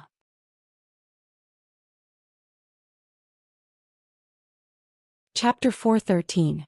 In the forest, the three of them walked forward in silence, and the atmosphere was inexplicably awkward. Mu Qinghe's face didn't look good from the start, and she looked like a moving human-shaped iceberg. Jian Fengqi was focused on thinking about how to get information from Mu Qinghe and Chu Liwei. As for Chu Liwei, she was trying to recall when the two of them had crossed paths. When exactly did it begin? In her previous life, her relationship with Jian Fengqi was definitely not good. She couldn't stand Jian Fengqi's unrestrained behavior, and Jian Fengqi laughed at her for being old-fashioned. In short, almost every time they met, it would end in an unpleasant mess. As for Mu Qinghe, he either followed her around or was handling military matters. He rarely interacted with anyone else, let alone Jian Fengqi. Sometimes, when Jian Fengqi was too arrogant, Mu Qinghe would take the initiative to ask to teach him a lesson. However, Chu Liwei stopped him most of the time. It wasn't that she didn't want to do it, but she was purely worried that Mu Qinghe wouldn't be able to control himself and would kill him. Jian Fengqi had a high status and it would be quite troublesome if he were to die. I didn't expect the two of them to become friends after I died for more than a year. It was also very obvious that they trusted each other. She was certain that the two of them had not communicated much before this. She wondered what had happened in the past year or so after her death. But Chu Liwei thought about it again. I don't even know how Mu Qinghe betrayed me, so it's normal that I don't know about these things. Thinking of this, she lost interest as she curled her lips in self-mockery and threw this thought to the back of her head. Suddenly, Jian Fengqi thought of something and curiously asked, "Oh, right. Miss Chu, your fiancé Prince Li seems to be here too. Didn't you see him?" In the Imperial Mausoleum, there was dead silence in the dark and narrow tunnel. After Elder Yi spoke, Emperor Zhou and Rongjin were shocked as they looked in that direction in unison. There were actually two more people here. Seeing that the other party didn't respond, Mr. Yi said casually, "Looks like he's an acquaintance. That's why he doesn't want to show himself." Then he looked at Rongjin. "Who did you come to Golden Inheritance Peak with?" Rongjin's heart sank and he instinctively denied it. I came by myself." His whereabouts had already been exposed and he already had a guilty conscience. On top of that, he was frightened by Elder Ye's pressure, so he couldn't even say, "This king." Old Man Yi shook his head and sighed. "Your Highness, are you still not willing to admit it at a time like this? Do His Majesty and I look so gullible?" Rongjin guiltily looked down, clenched his teeth and felt very conflicted. Who could it be that followed him in? Only Situ Xianxia came with him. However, he had previously told her to wait outside, and Situ Xianxia had also agreed. It was fine if it wasn't her, but if it really was her, she would definitely be implicated. At that moment, Situ Xianxia's previous words suddenly surfaced in Rongjin's mind. "Your Highness, you mustn't let outsiders know that Xianxia helped you. This way, even if His Majesty finds out that something is amiss, Xianxia can think of ways to help you out.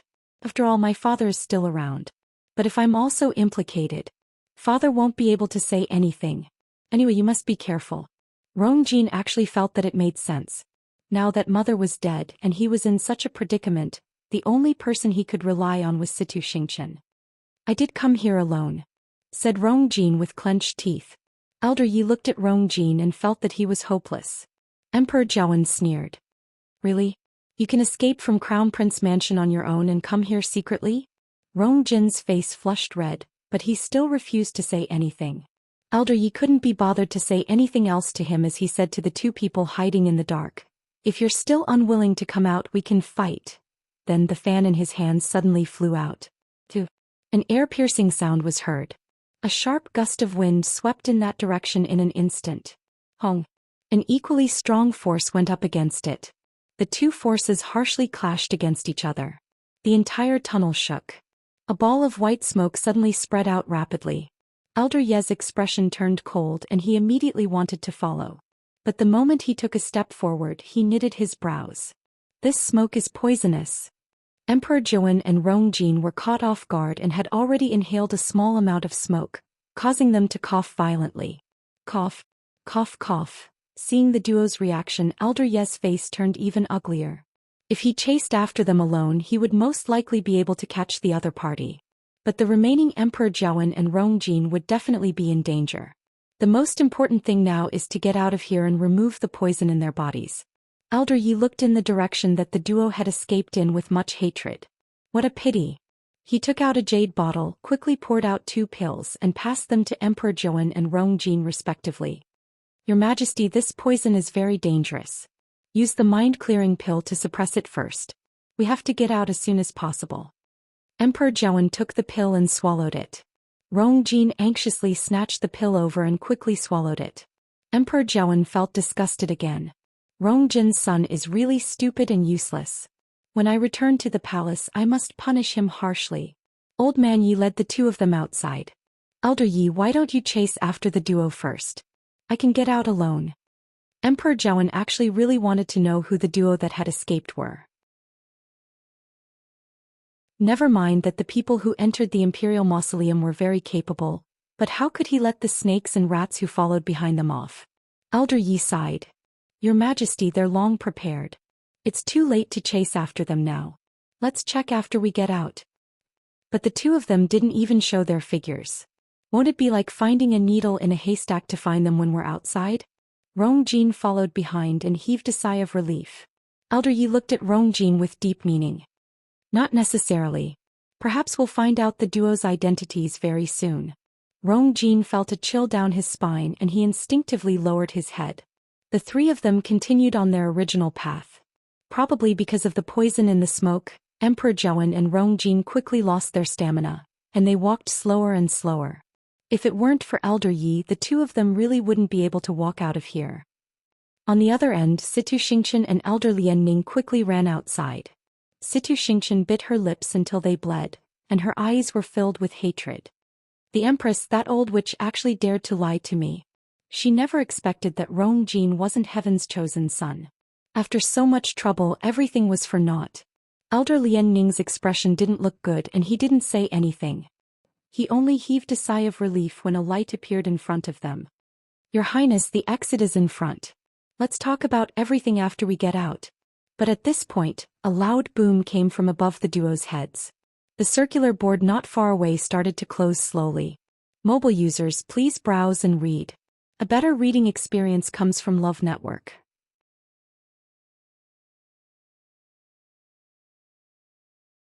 Chapter 4:14.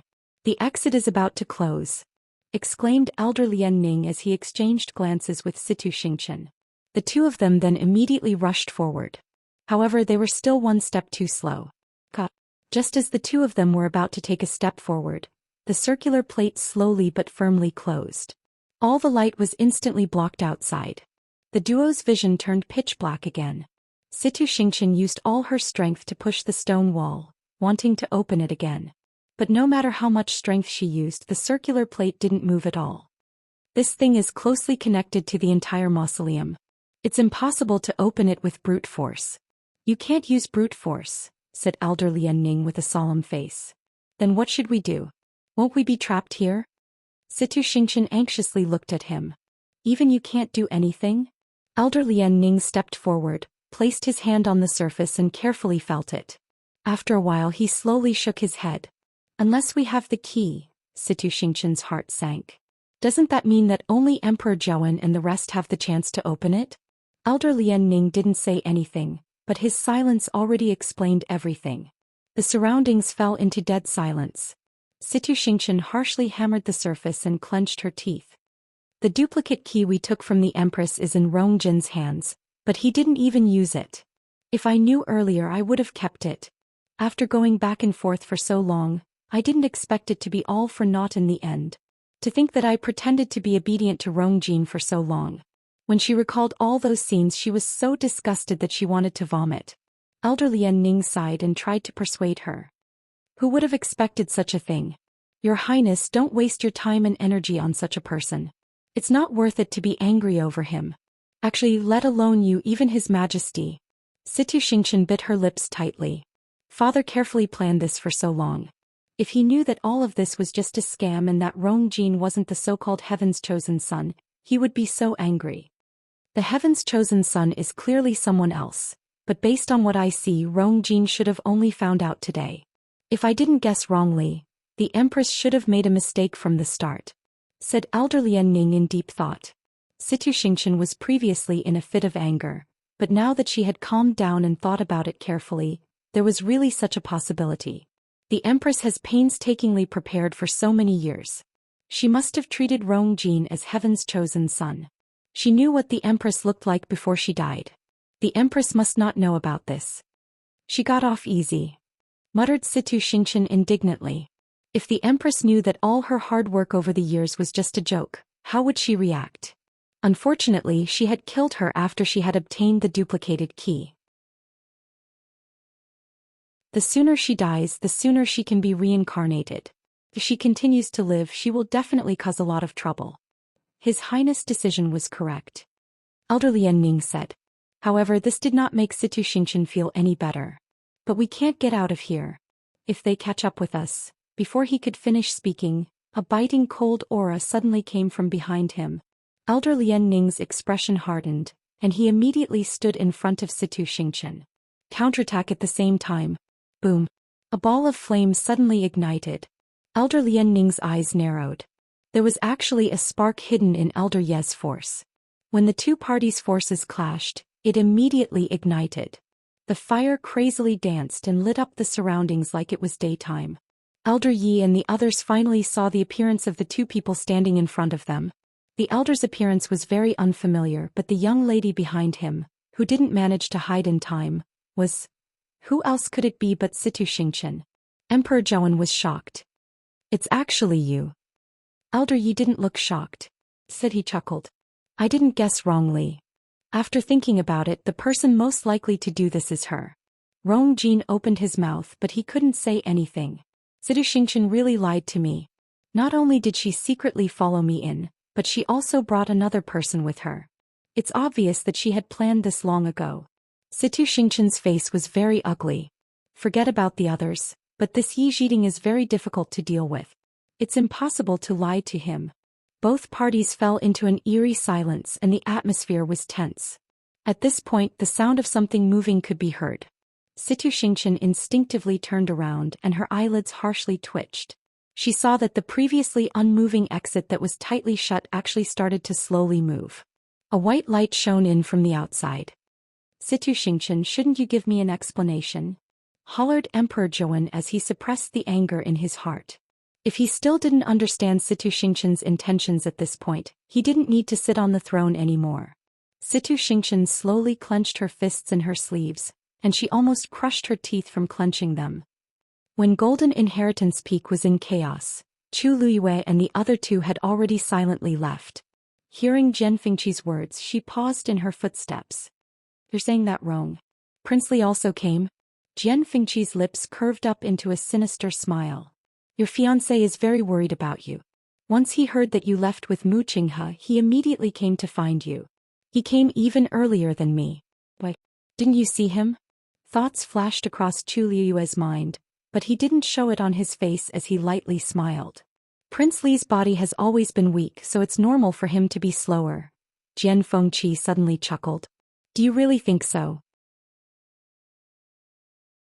"I think that his body is very healthy."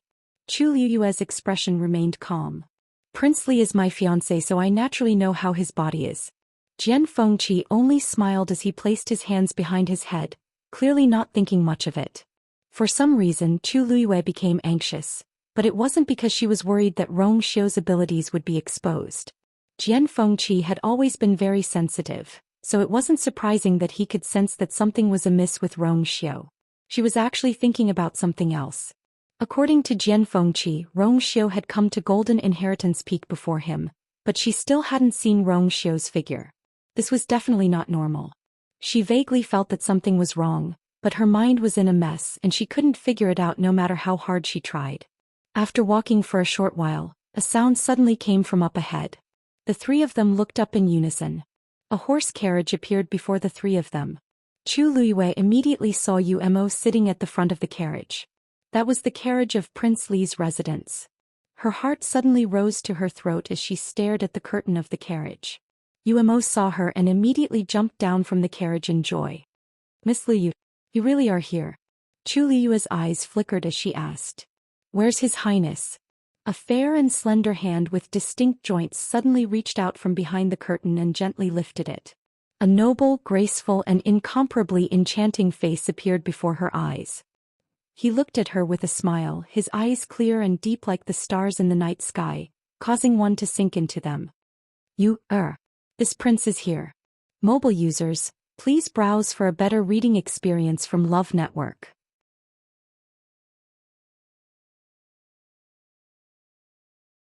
Chapter 4:15. Chu Liyue was stunned when she saw the face that suddenly appeared in front of her. Your Highness. Rongxiu was really in the carriage? Rongxiu sized her up without batting an eyelid.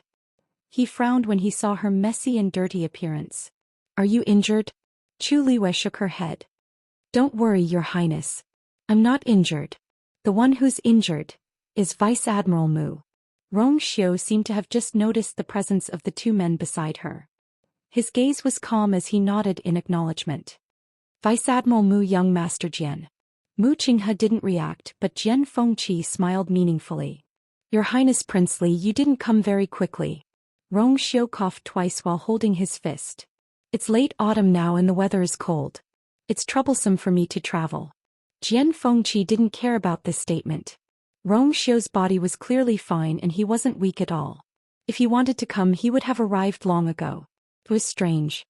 He thought that Rongxiu would rush to Golden Inheritance Peak immediately when he saw how nervous he was. He didn't expect him to only arrive now. He didn't know what Rongxiu was doing, however, there was no conflict of interest between them. Moreover, Jian Fengqi was a little afraid of Rongxiu, so he didn't say anything. Chu Liyue walked towards Rongxiu. When she passed by Yuemo, she glanced at him lightly.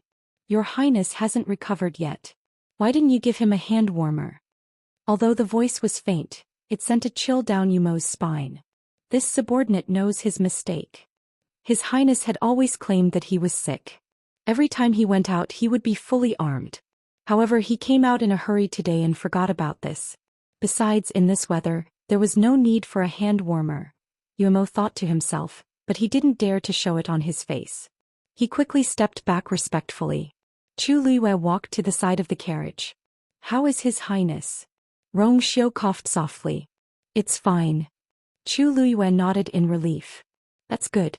If His Highness had relapsed because of looking for me, then you would feel very guilty.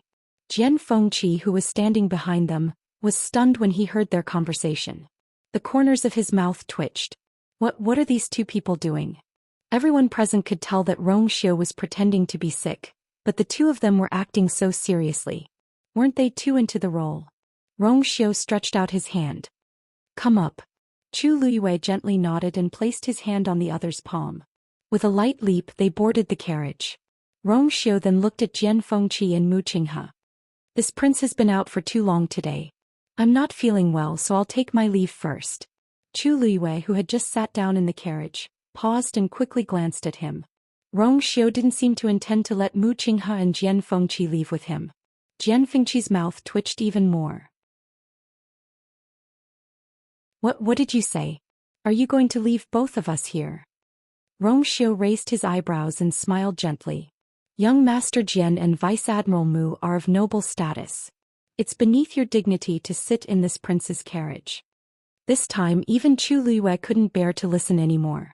He covered his mouth and coughed. Your Highness, Vice Admiral Mu is injured. It's more convenient to bring him back. Rongxiu's smile deepened. However, Chu Liyue suddenly felt that the surrounding air had turned cold. If Vice Admiral Mu doesn't mind, then this prince would be more than happy to. Mu Qinghe, on the other hand, frowned and walked in another direction. Jian Fengqi was surprised and hurriedly followed. Hey, why are you leaving? Mu Qinghe's eyes seemed to be covered with a layer of frost as she walked forward without saying a word. Why are you acting so smug now? Before Jian Fengqi could finish speaking, he suddenly thought of something and stopped. Then he rubbed his eyebrows helplessly. I really don't know what kind of sins this young master committed in his previous life to have met a master and servant pair like you in this one. Mu Qinghe paused and looked at him coldly. His eyes contained a shocking murderous intent. Even if I'm injured now, killing you is as easy as flipping my hand. Jian Fengqi immediately took a step back and stared at him warily. I'm telling you. I'm here to help you today. Don't bite the hand that feeds you. As soon as he finished speaking, Mu Qinghe suddenly raised his hand. A ball of green flame quickly flew out from his palm. It went straight for Jian Fengqi's face. Jian Fengqi immediately put his hands in front of him to block it. At the same time, a barrier flashed in front of him, blocking the green flame outside. Even so, he was still hit by the terrifying force and his feet sank deep into the ground. Jian Fengqi couldn't help but curse. You're serious? Didn't I just say, master and servant? Didn't I just say, bite the hand that feeds you? He didn't do it on purpose. What's more, how long ago was that? When was there a need to mind? What's more hateful is that this guy is already injured to this extent, but his combat strength is still so strong. Jian Fengqi didn't know how many times he sighed in his heart. This guy's years of training in the army weren't in vain. Once he makes a move, he's going to kill someone. Mu Qinghe's vision turned black. He staggered and almost fell to the ground. His body couldn't take the sudden use of his force because of his serious injuries. But he still clenched his teeth and walked forward with a pale face, letting the wounds on his body tear open and drip blood. Jian Fengqi followed him with a headache. Fine. It's a slip of the tongue. My fault. It would be inappropriate if he really angered Mu Qinghe to death. Seeing the two's figures gradually disappear, Rong Xiu finally put down the curtain. Back to Prince Li's mansion. Yes.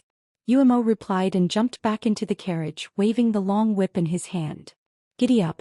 The wheels started rolling and the carriage went in another direction. Rong Xiu retracted his gaze and saw Chu Luiyue sitting opposite him in a daze. His gaze deepened. Are you? After calling her twice, Chu Luiyue finally came back to her senses. What's wrong? Rong Xiu's expression remained calm as he lightly asked, Why? What are you thinking about? Nothing. Chu Luiyue shook her head and looked away.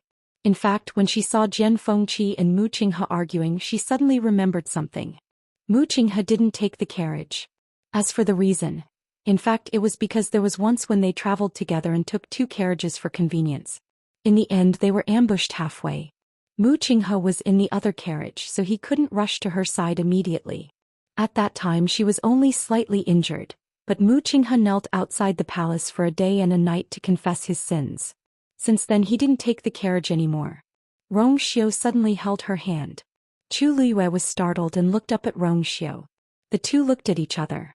Her heart skipped a beat and she slowly said, Actually, I was thinking, Your Highness. Why did you come so late today? Mobile users, please browse for a better reading experience from Love Network.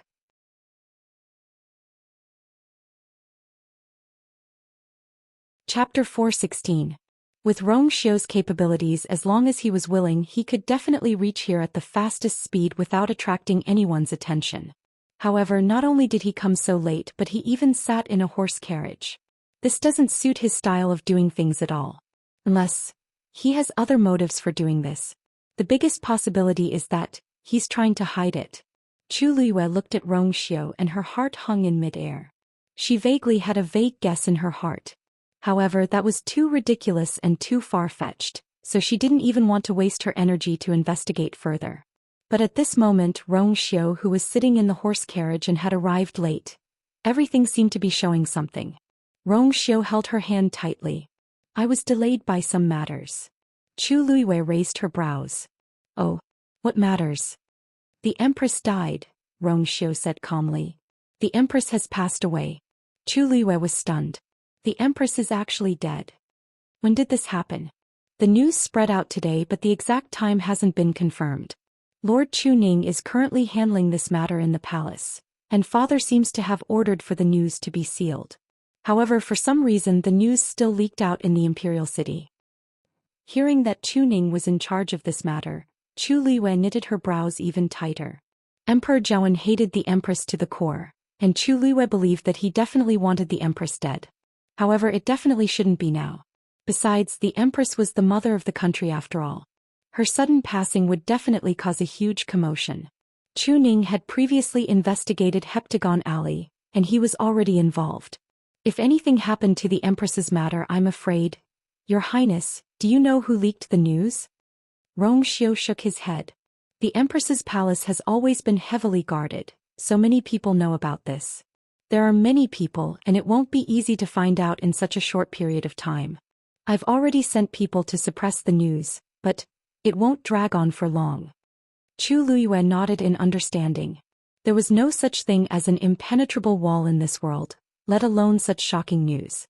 Why did the Empress leave so suddenly? Emperor Zhaowen put her under house arrest to prevent her from doing anything overboard. On the other hand, he wanted to keep her alive.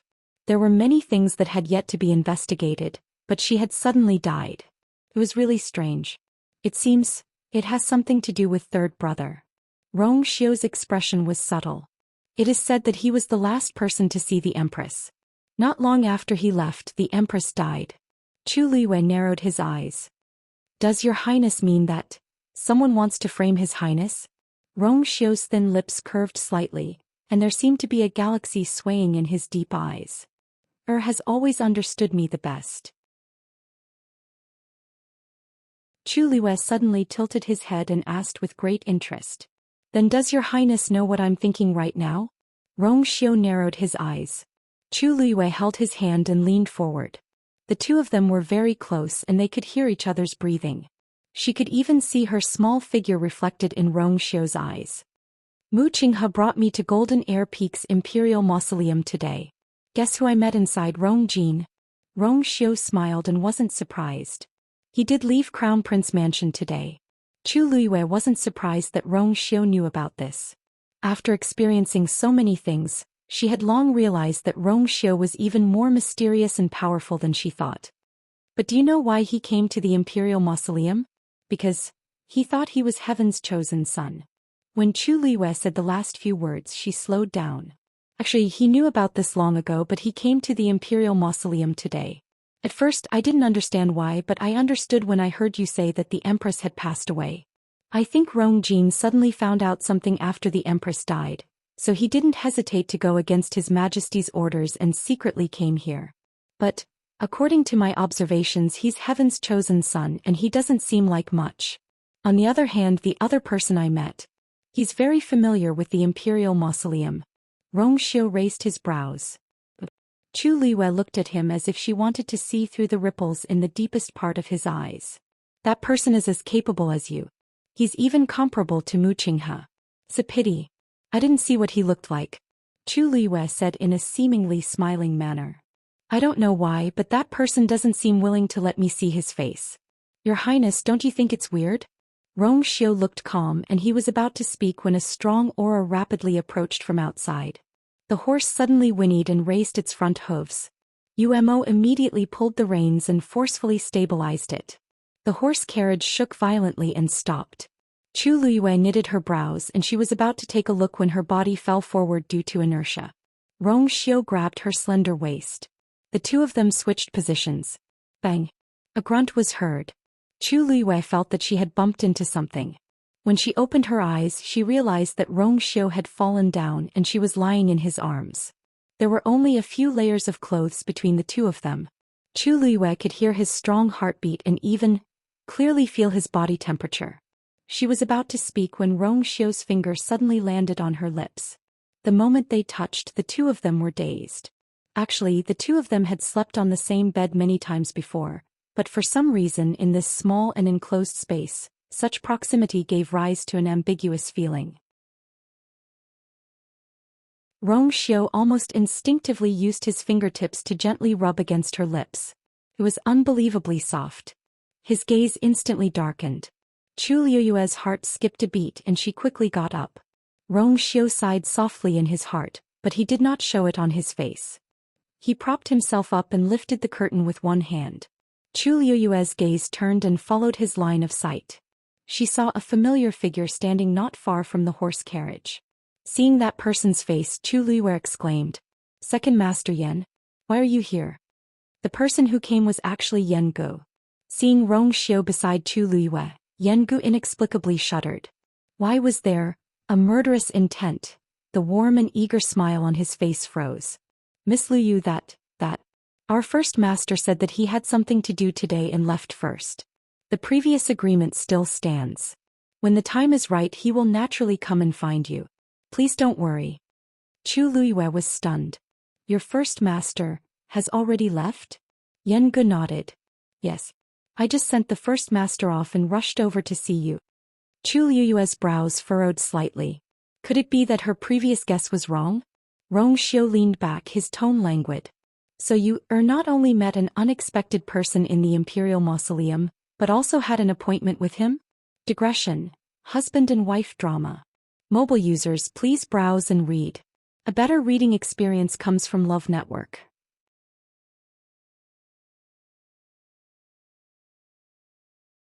Chapter 417.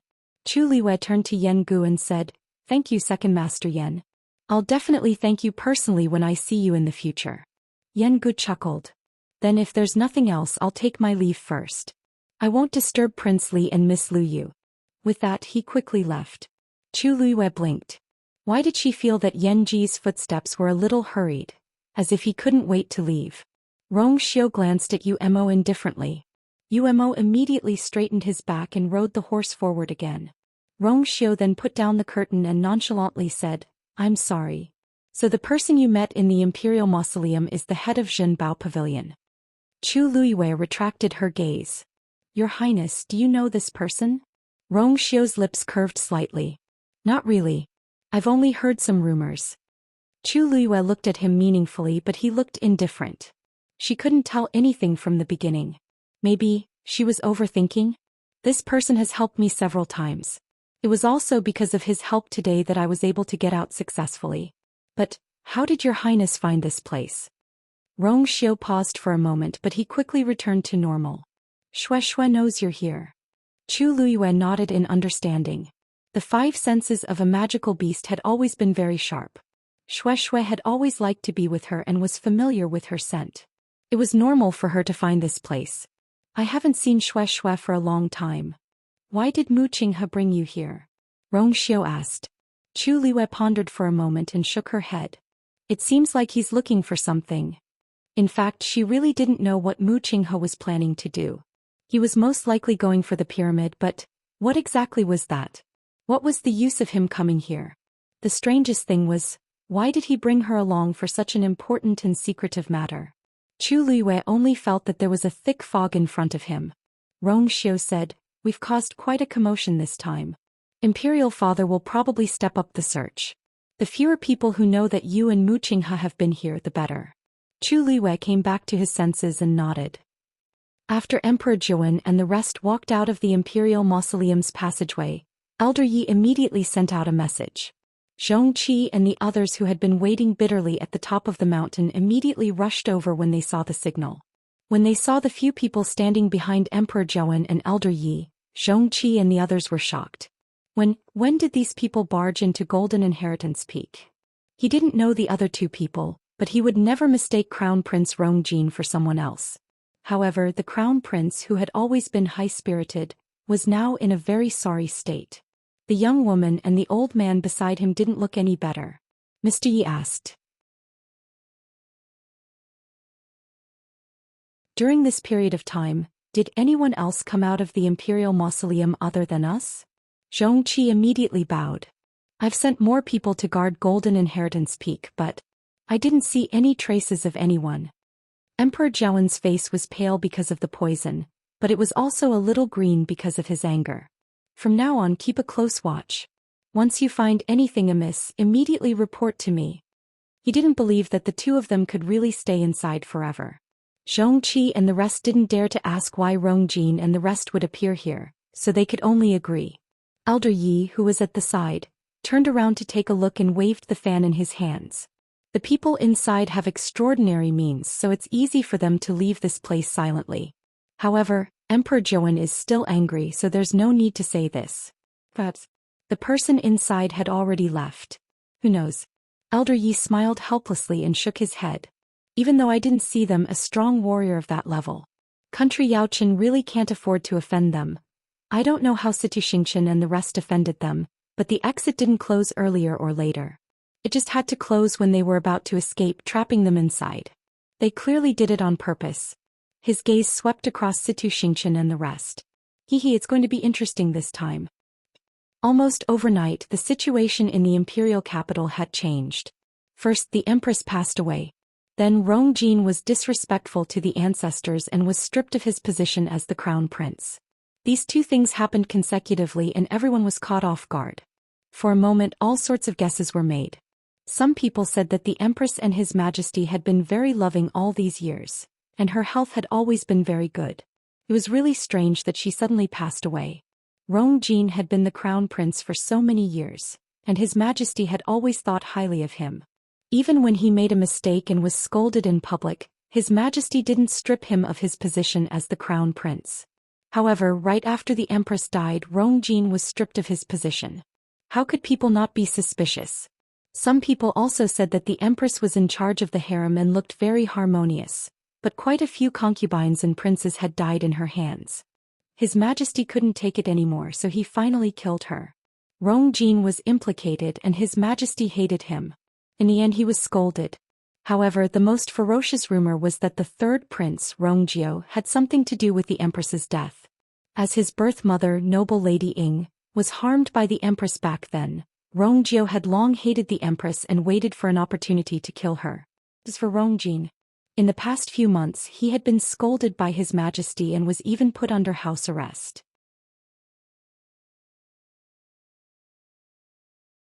His position as the crown prince only existed in name, and it was only a matter of time before he was stripped of his position. Even though the higher-ups strictly ordered everyone not to talk about this matter and used all sorts of methods to suppress these rumors, country Xingluo's Emperor Xian Kong, Situ Yan's arrival made the entire matter even more confusing. In the darkness, there seemed to be an invisible hand that easily controlled everything and made the waves even more turbulent. Palace. In the palace, Situ Yan and Emperor Zhou were facing each other. Situ Yan's expression was cold. "I'll say it again. Hand over Xingchen and Lian Ning and cancel her marriage agreement with Rongjin. If not, country Xingluo won't let this matter rest." Emperor Zhou seemed to have heard the funniest joke in the world. "Haha, Situ Yan, you really have the cheek to say this. You and that precious daughter of yours, do you still need me to say what kind of good things you did in private? From start to end you've always had ulterior motives. Now that the matter has been exposed, you still dare to openly come and ask for them." No wonder Situ Yan kept mentioning the marriage alliance since a long time ago. No wonder he doesn't care about the others and only values Rongjin. Previously, I naively thought that Situ Yan came for Rongjin's position as the crown prince. Now that I think about it, why would he, as country Xingluo's emperor, want this? At that time he was really blinded by lard. When Situ Yan received the news, he already knew that the matter had been completely exposed. Thus, he didn't care at all when he heard Emperor Zhou say this. "I came here just to bring Situ Xingchen away. To think that I painstakingly planned for so long, but I didn't expect Rongjin to be a fake heaven's chosen son. I don't even know who I'm supposed to vent my anger and resentment on. Does this mean that you're not willing to hand her over?" Emperor Zhou sneered. "Hand her over? The two of them are a match made in heaven. Of course I have to fulfill their wish. Once the Empress's 1-month mourning period is over, I'll let them get married." Mobile users, please browse and read. A better reading experience comes from Love Network.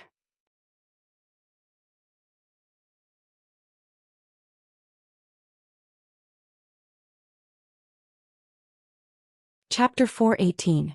Situ Yan widened his eyes in shock. "Rongshao, are you crazy? The Empress is the mother of the country, and they have to hold a national funeral after she passes away. As her son, Rongjin should be filial for 3 years. Even if there's an emergency, it should be at least a year. A month. Isn't that equivalent to holding a wedding while stepping on the Empress's coffin?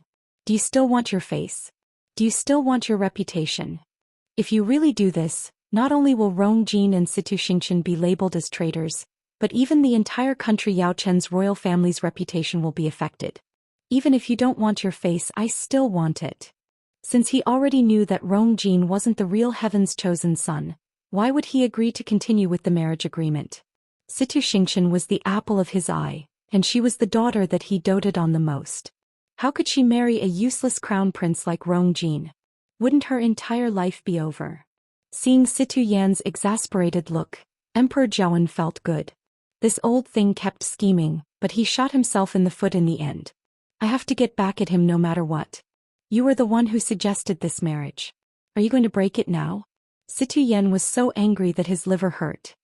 So what if I break it?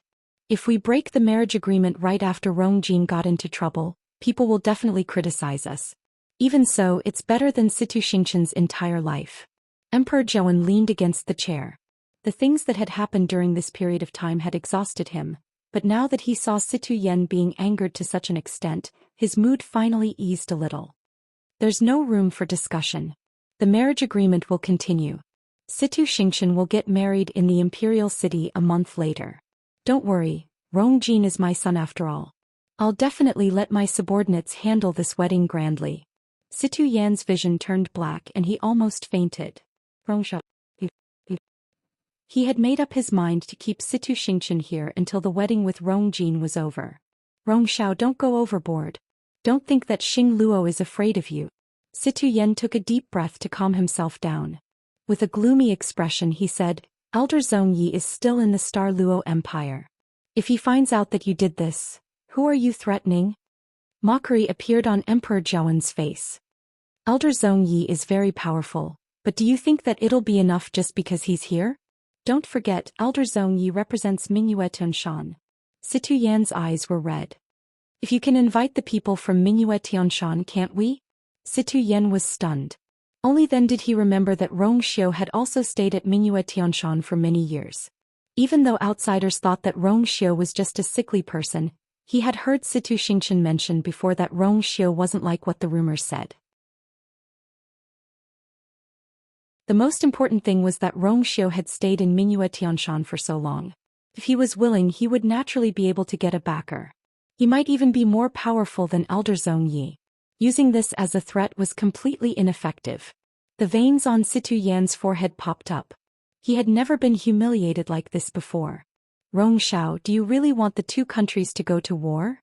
Said Situ Yan in a low voice. Emperor Zhou looked up, crossed his arms in front of him and smiled. Situ Yan, do you dare? Your Highness, here's your tea. Come in. Creak. The door was pushed open and a page boy in gray walked in with a cup of tea. He then carefully placed the tea at the side. Rongjio was wiping his knife. He was very focused and he was very serious about every step. This knife was actually just a normal knife, but he had always treasured it. This was because he used this knife when he killed someone on the battlefield for the first time. That was the first time he personally chopped off someone's head. When the knife landed, it could instantly take the other party's life. The sticky and fishy blood splattered all over his face. Many people would have different reactions after killing someone for the first time. Some would vomit and some would have nightmares. But he didn't. On the contrary, he only felt satisfied. So many years had passed, but this knife was still bright and sharp. Your Highness, this tea won't taste good when it's cold. Reminded the page boy respectfully. Rongjio paused in his actions and glanced at him. Please enjoy. I'll take my leave first. After he finished speaking, the servant silently left and closed the door. Rongjio's gaze landed on the cup of tea. He put the knife in his hand to the side, picked up the tea, got up, walked to a bonsai and poured the tea into it. Then he felt for the bottom of the teacup and gently clicked it. An extremely thin layer popped open and a piece of paper fell out. It turned out that there was an extremely small mechanism hidden at the bottom of the teacup. Even though the piece of paper was very small, the words on it were very clear. Everything is ready. Rongju made up his mind. He moved his fingers and the piece of paper was crushed into powder. He gently raised it and it disappeared with the wind. Chuning was so busy these few days that he didn't even go home. Chu Luiyue also didn't return to the academy and stayed at home alone.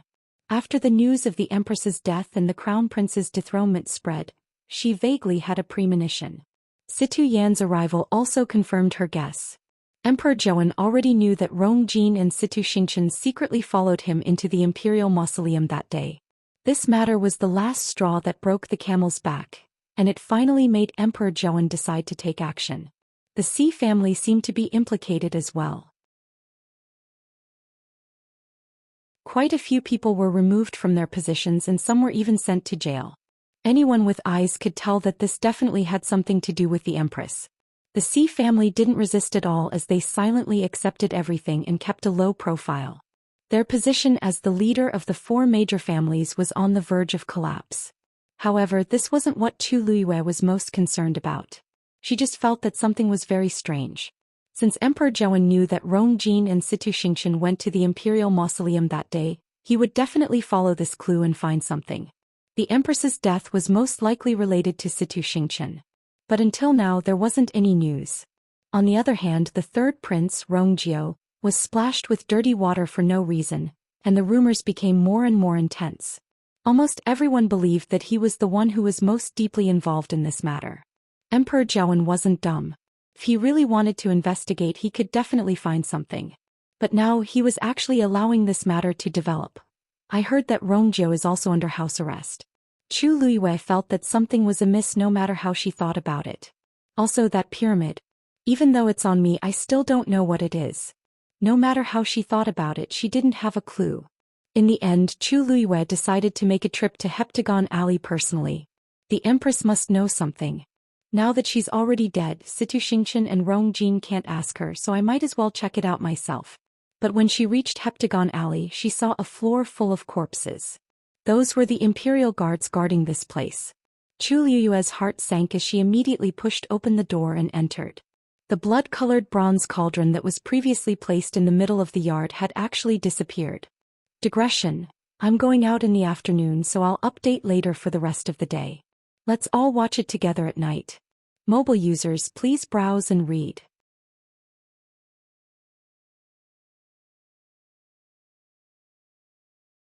Chapter 419.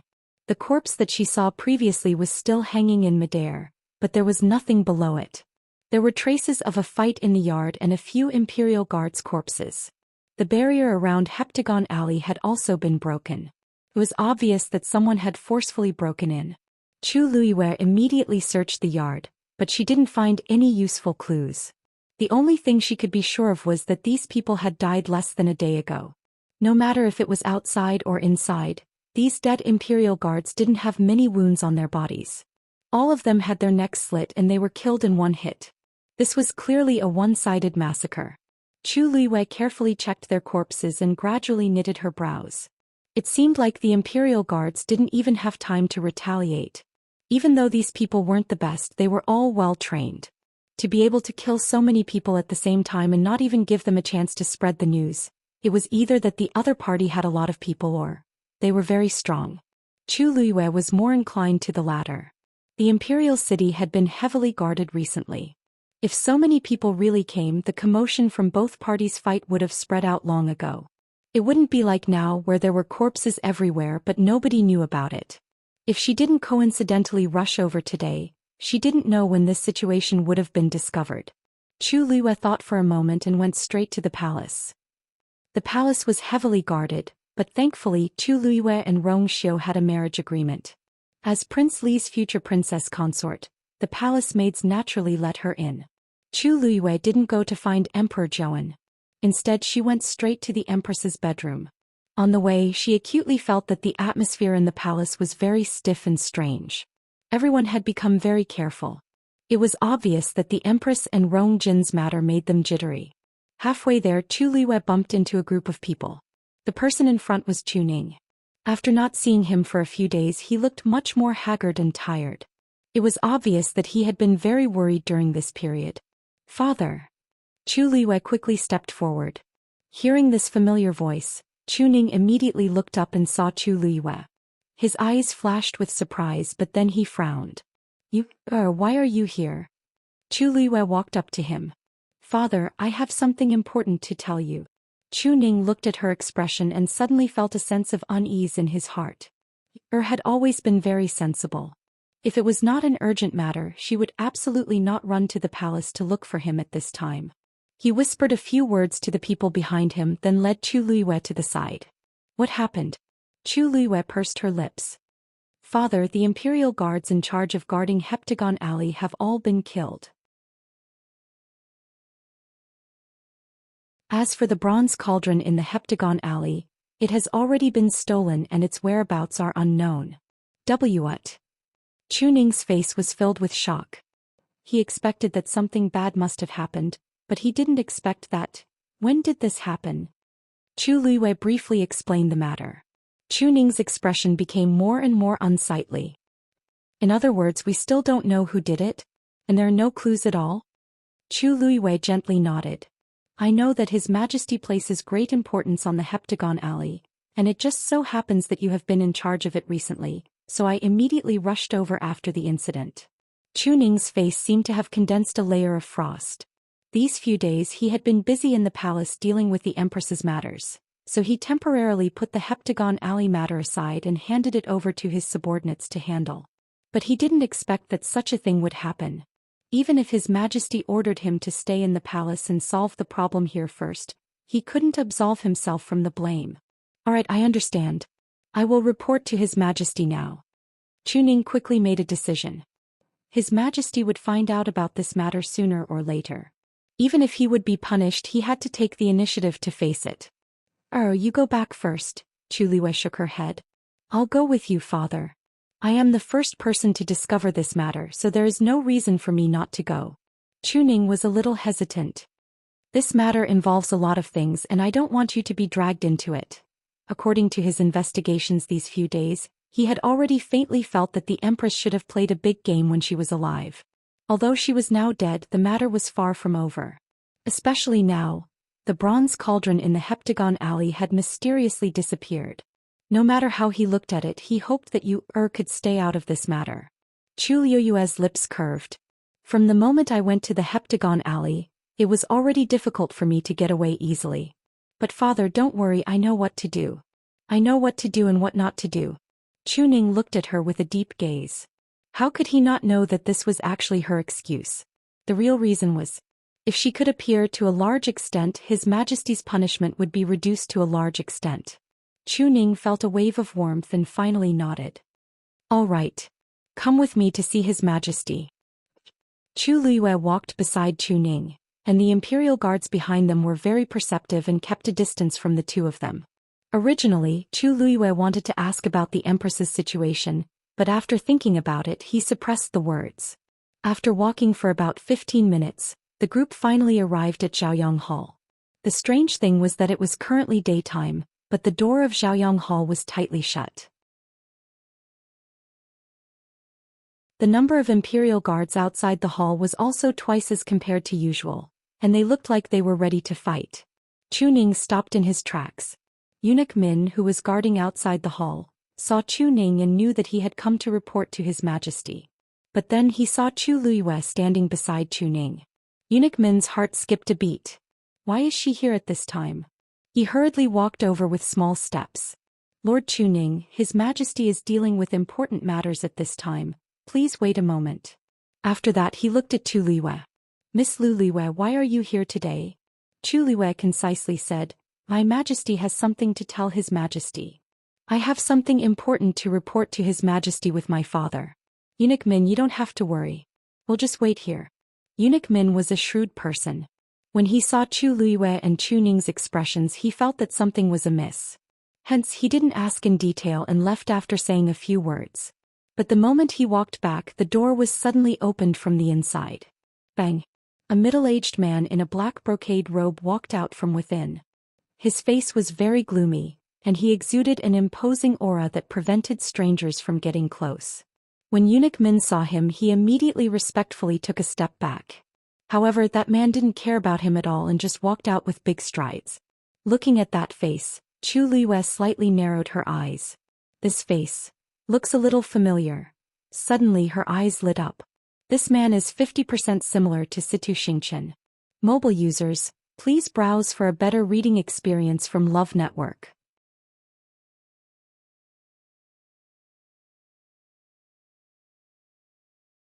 Chapter 420.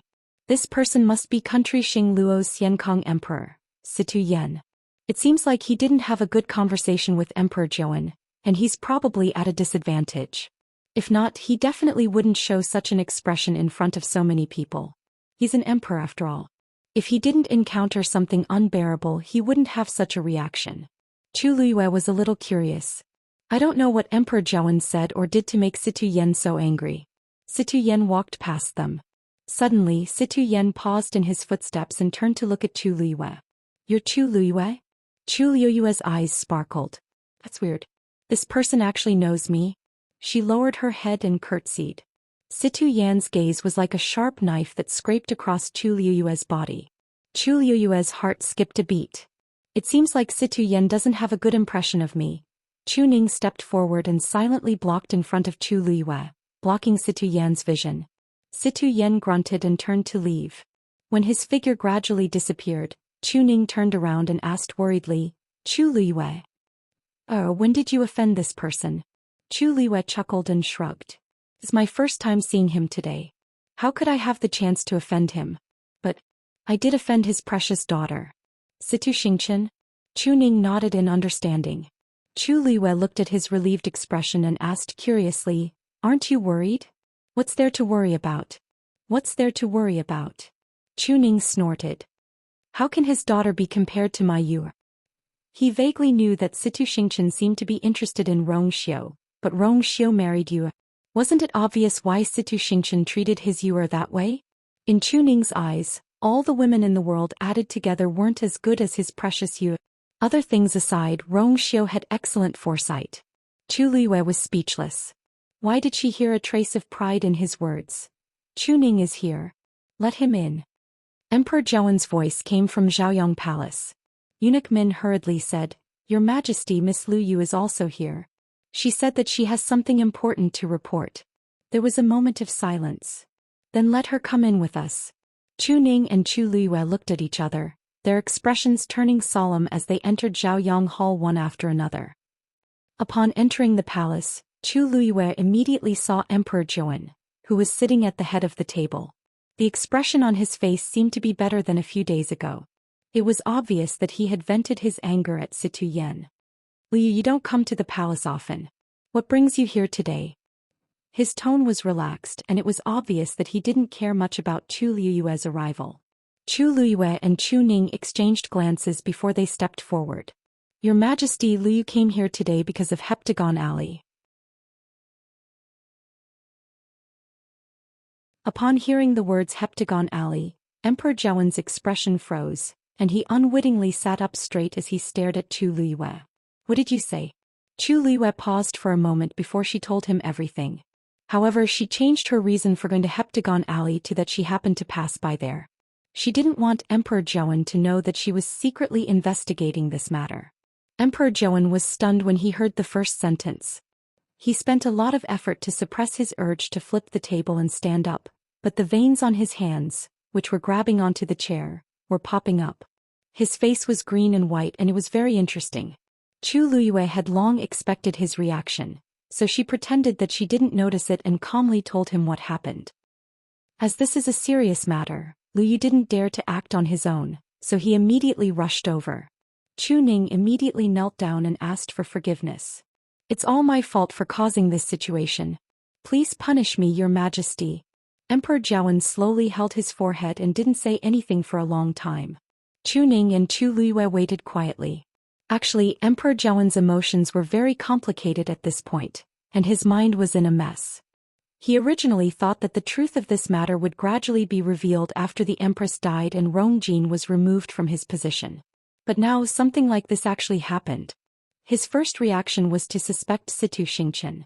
After all, he had basically confirmed that Situ Xianxia secretly met the Empress and learned quite a lot from her. She even obtained the key that the Empress secretly engraved when she was alive, which allowed Rong Jin to successfully enter Golden Inheritance Peak. She was very ambitious, so it wasn't strange for her to do such a thing. But the key point was that Situ Xianxia was currently trapped somewhere. This clearly meant that she didn't steal the bronze cauldron. As for Situ Yan, it didn't seem very likely either. This time, as the matter was urgent, Situ Yan rushed over at the fastest speed and only brought a few personal guards with him. The other party is very strong and they clearly came prepared. This matter can't be entirely blamed on you. Emperor Zhouan suppressed the ripples in his heart with much difficulty as he slowly spoke. Immediately bring someone to Heptagon Alley and check if you can find any clues. Once you're done, report to me immediately. Yes. This for Liu. Since you're the first to see it, I'm afraid I'll have to trouble you to make this trip as well. Chu Liyue said, Your Majesty, don't worry. Don't worry, Your Majesty. I'll do my best. Emperor Zhou nodded and suddenly asked, "Oh, right. This won't take up too much of your time and energy, right?" On Vice Admiral Mu's side. "You have to prioritize him for everything, okay?" Chu Liwei agreed, but he chuckled in his heart.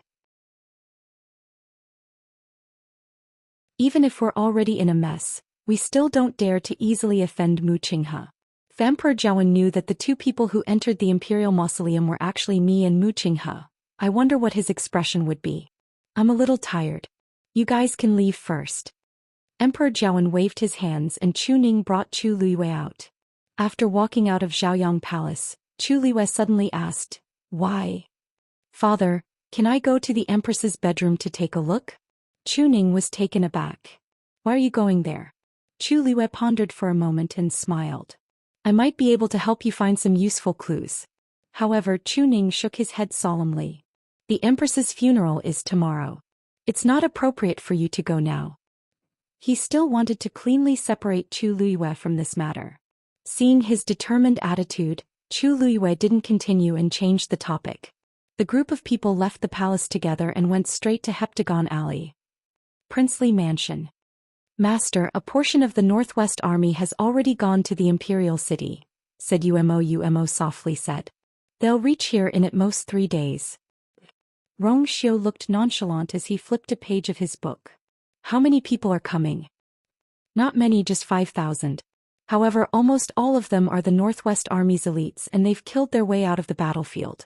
They can fight against 10 people each. Even though there are more Imperial guards in the Imperial City, the outcome is still uncertain if the two sides really fight. Besides, there are reinforcements behind." Rong Xiu's lips curved up slightly. "Rong Jiu won't fight an unprepared battle. Besides, I want him to win." Mobile users, please browse and read. A better reading experience comes from Love Network.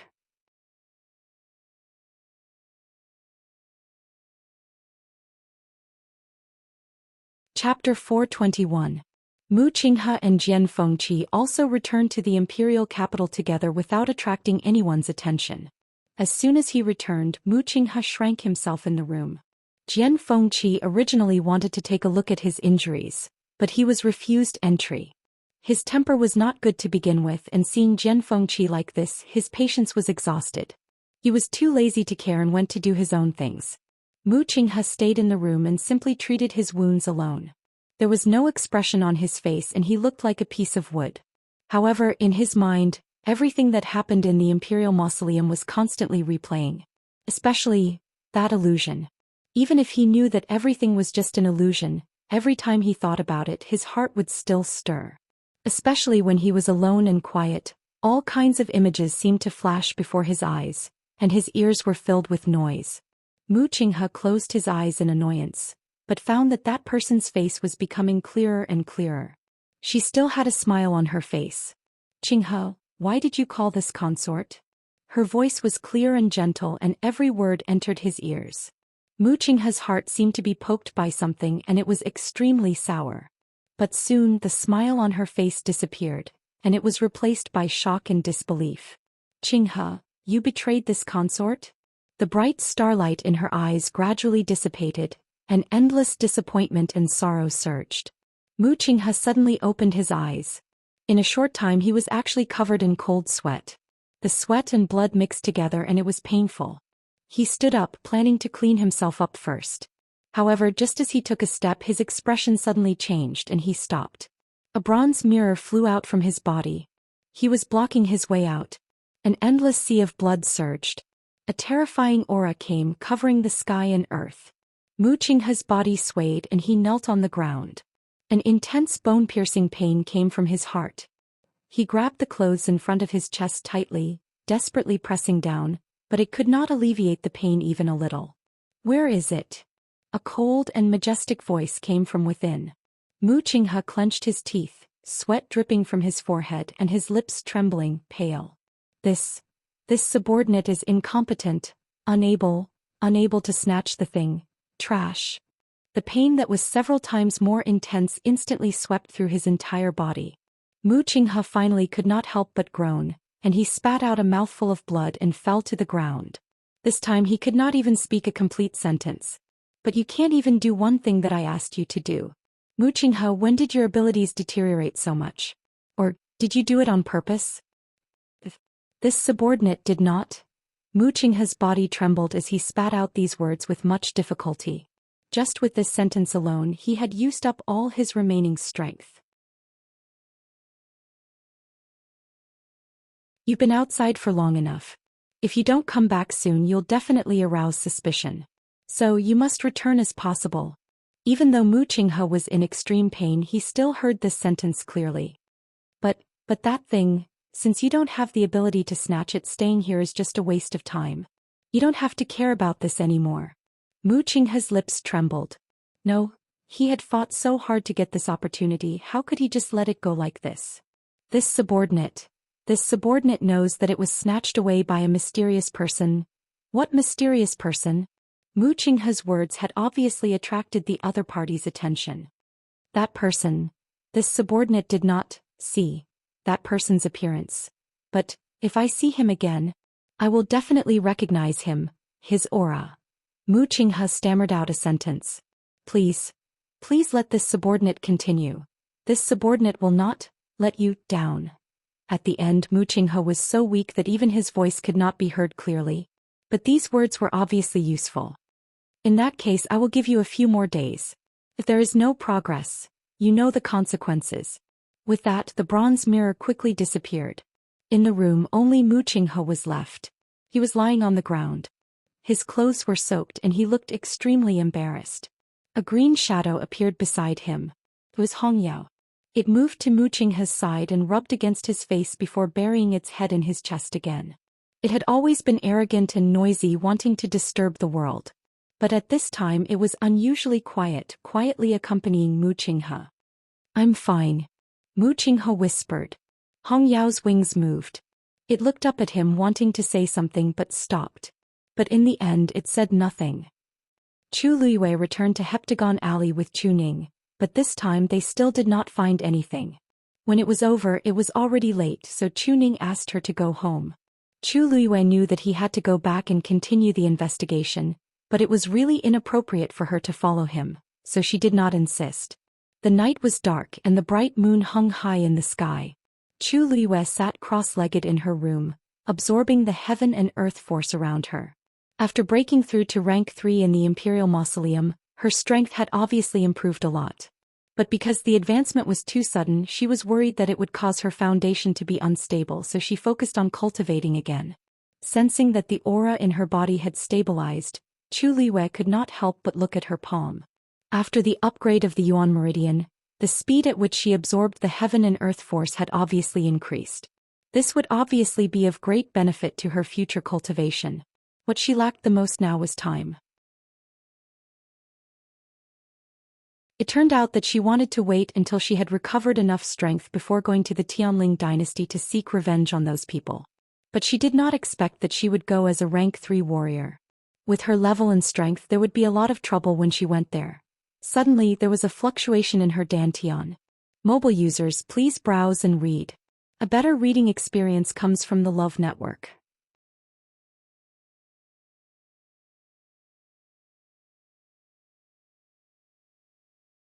Chapter 422.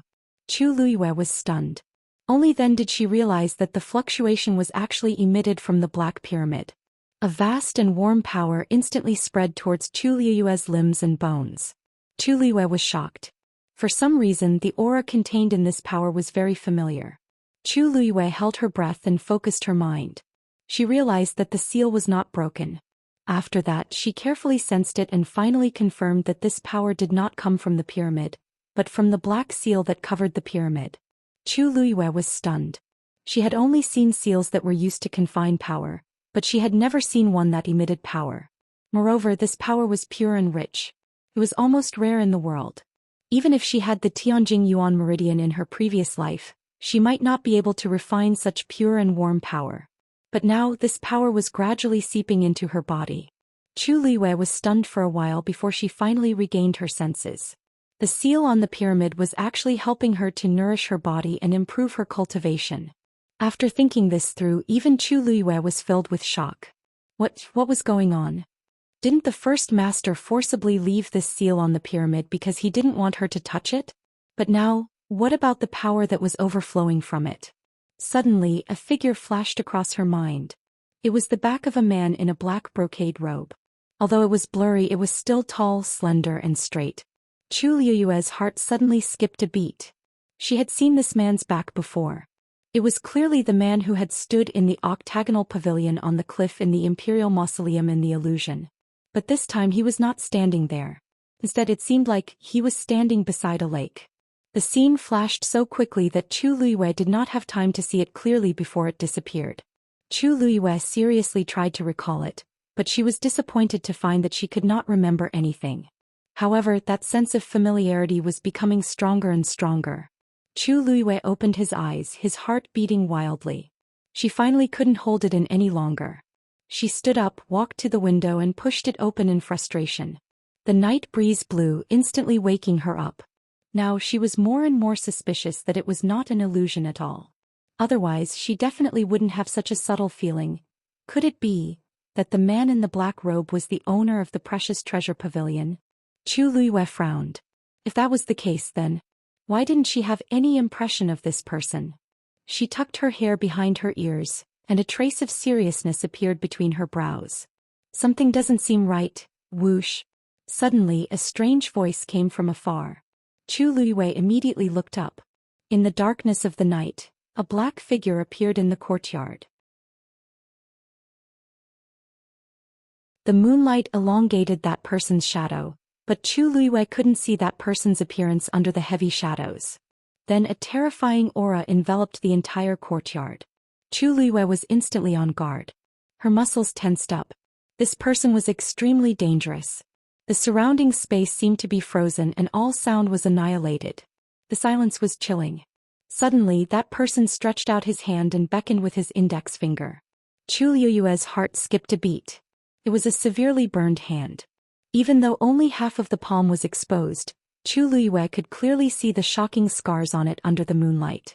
In the next moment, that person's figure instantly rose into the air and flew into the distance. Did he want her to follow? Chu Liyue's hand slowly clenched into a fist. She wasn't sure if this was some kind of invitation or provocation. But no matter what, that person clearly knew her identity. And he came with a purpose. Just as that person's figure was about to disappear, Chu Liyue saw that person suddenly turn around. This time that person stretched out his hand again and made a gesture.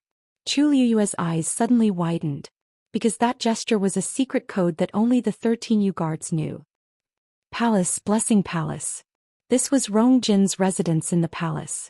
After he turned 20, he moved to Crown Prince Mansion outside the palace and rarely came back here. Because of this, Blessing Palace was more deserted than other places and not many people came here. But at this point, almost nobody knew that the deposed Crown Prince Rong Jin was locked up here. Situ Xianxia was also locked up here with him. It was already night time and Blessing Palace was pitch black. It looked as deserted as usual.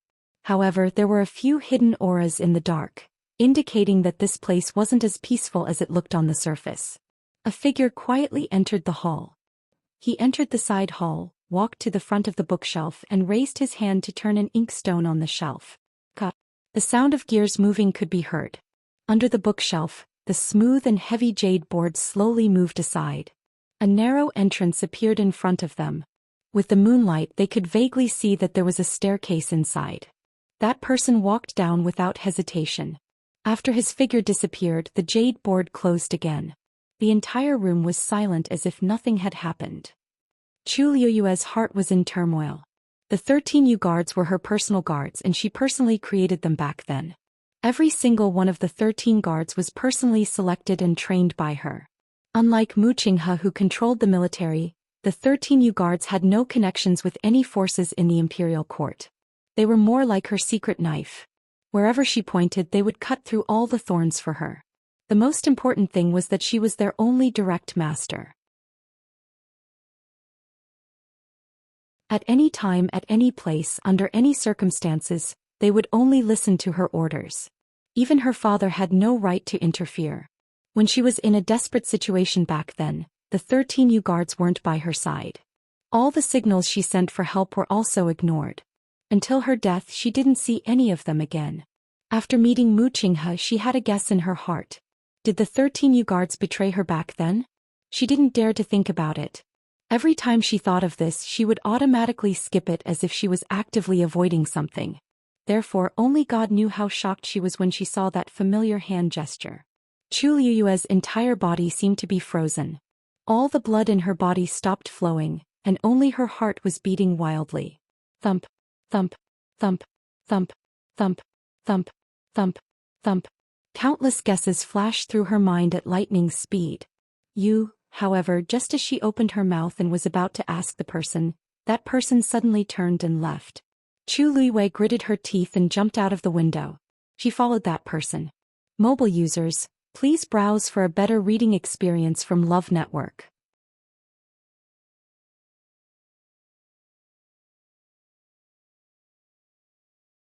Chapter 423. Creak. The sound of the door opening was heard in the dark and cramped space. Zhou Xian, who was trapped in the metal cage, suddenly looked up. Her exquisite hair bun was already untied, and a few strands of hair hung down messily. She looked very down and out. The dirty marks on her face and body made her look even more disheveled. I've lived for so many years, but I've never been in such a situation. The footsteps gradually got closer. A man walked in and stood 3 steps away from the metal cage. In the entire space, only the 2 candles on the mottled walls were shining weakly. Zhou Xian couldn't see the person's face clearly, but she immediately recognized him when she saw his figure. It's Emperor Zhou. She almost immediately stood up, rushed over, grabbed the metal bars and harshly shook them. Let me out. Let me out. My father is already here, right? Emperor Zhou took a step back and reached out to fan his nose. Zhou Xian was instantly embarrassed and her face was burning. She involuntarily let go of her hands and wanted to crawl into the ground. After being locked in here she had to settle all her daily needs in this small space, and she couldn't even leave the cage. One could imagine what kind of person she was now. Zhou Xian didn't know how long she had been locked in here because every day felt like a year. Every second she spent here made her feel like she was one step closer to breaking down. Ever since she was born she was country Xing Luo's honorable eldest princess. When had she ever experienced such torture? She had already cursed Emperor Zhou countless times in her heart. If she had the chance she would definitely cut him into pieces. But at this point she was still on the other party's chopping board, so she naturally didn't dare to be too presumptuous. Emperor Zhou sneered. He's here but he should be on his way back now, right? Zhou Xian's expression instantly froze. It was as if a bucket of cold water had been poured over her head, extinguishing all her hopes and desires. Impossible. My father definitely won't leave me alone. You're lying to me. Zhou Xian screamed in disbelief. Father has always doted on me the most. How can he leave just like that? Don't worry. He's only going back to prepare for your wedding with Rongjin. You're his most beloved daughter, so of course he wouldn't abandon you. Oh right, the date is set to be half a month later, said Emperor Zhou slowly. After the Empress' funeral we will hold your wedding. Originally it was set to be a month later, but your imperial father seemed to be in a hurry, so he brought it forward by half a month. Zhou Xian was completely stunned. What? My wedding with Rongjin?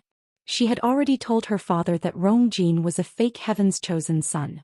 On the one hand, father came to cancel her marriage agreement with Rongjin, and on the other hand he wanted to take her away from here. But now what was going on? Time was tight, so it was inevitable that some things were overlooked. But thankfully Rongjin was no longer the crown prince. So many complicated and long formalities could be skipped. Emperor Zhou sounded relaxed as if he were really happy for them. Zhou Xian was so angry that her entire body trembled. He did it on purpose. Emperor Zhou clearly did it on purpose. He wanted to use this opportunity to thoroughly humiliate them. At this stage Zhou Xian finally tore off her last layer of disguise. Her sharp voice reverberated in the dark space, and it sounded more like a female ghost's shrill scream. She stared at Emperor Zhou with all her might, wanting to find some clues from his blurry face. But nothing. Emperor Zhou didn't look like he was lying. Zhou Xian's heart finally sank. She knew that Emperor Zhou was forcing her. The moonlight was bright and the night breeze was gentle. The imperial city at night seemed to have fallen into a deep slumber as it was silent. Chu Liwei followed that mysterious person all the way. Very quickly, she discovered that the person was heading in the direction of the palace. Her heart skipped a beat and she instantly hesitated. It wasn't that she hadn't been to the palace before, so she clearly knew that the entire palace was actually a gigantic Xian formation. Outside the imperial palace, there was an invisible barrier. With her current strength, it would be too difficult for her to sneak in without anyone noticing. But the person in front didn't seem to care about all this as he continued to move forward quickly. Chu Liwei took a deep breath in and still followed him. No matter what, I must get to the bottom of this matter today. After around 15 minutes, the two of them finally arrived outside the palace's walls. This place was rather secluded, and other than the patrolling imperial guards, there weren't many people guarding it. But Chu Liwei could clearly feel the barrier's suppression when she stood below the wall. She looked up at that mysterious person. That person stretched out his hand and a ray of starlight flashed across his fingertips. A neat cut instantly appeared on the barrier. Also, it didn't cause any commotion. Chu Liu's eyelids harshly twitched. I've seen it before. It had helped me a lot before, but I didn't expect that today. Schwa. The barrier opened and that person had already jumped over the wall. He had entered the palace. Chu Liwei could only see the corner of a black shirt flashing across the wall. She took a few steps back and quickly rushed forward. She stepped on the wall. Then her body was parallel to the ground and she directly rushed up the wall. She easily flipped her body, bent her legs slightly and landed on the ground. She looked up and saw that the person had continued to move forward. Chu Liwei pursed her lips. This person wasn't worried that she wouldn't be able to keep up. But she didn't have time to think too much and quickly chased after him. The two of them were like night cats, completely hidden in the thick darkness of the night. But soon, Chu Liwei was shocked to find that this person seemed to be very familiar with the layout of the palace. Under that person's lead, they easily avoided all the patrolling and guarding palace guards. They drove straight in. Chu Liwei was even more puzzled. Why was this person so familiar with the palace, as if he had been here countless times? Especially towards the end, they went further and further away, but that person's speed was consistent from beginning to end. Every step he took was without any hesitation. After about the time it took to drink a cup of tea, that person finally stopped. Chu Liwei stood still, hiding in the shadows, and looked forward. When she saw the words Blessing Palace on the signboard, her brows furrowed slightly. Why did he come to this place? It didn't seem like... Suddenly, Chu Liu's gaze focused. No. There were a few obscure auras around the Blessing Palace. There was someone inside. Just as she was thinking about who would be here at this time of the night, that mysterious person suddenly walked forward. Mobile users, please browse for a better reading experience from Love Network.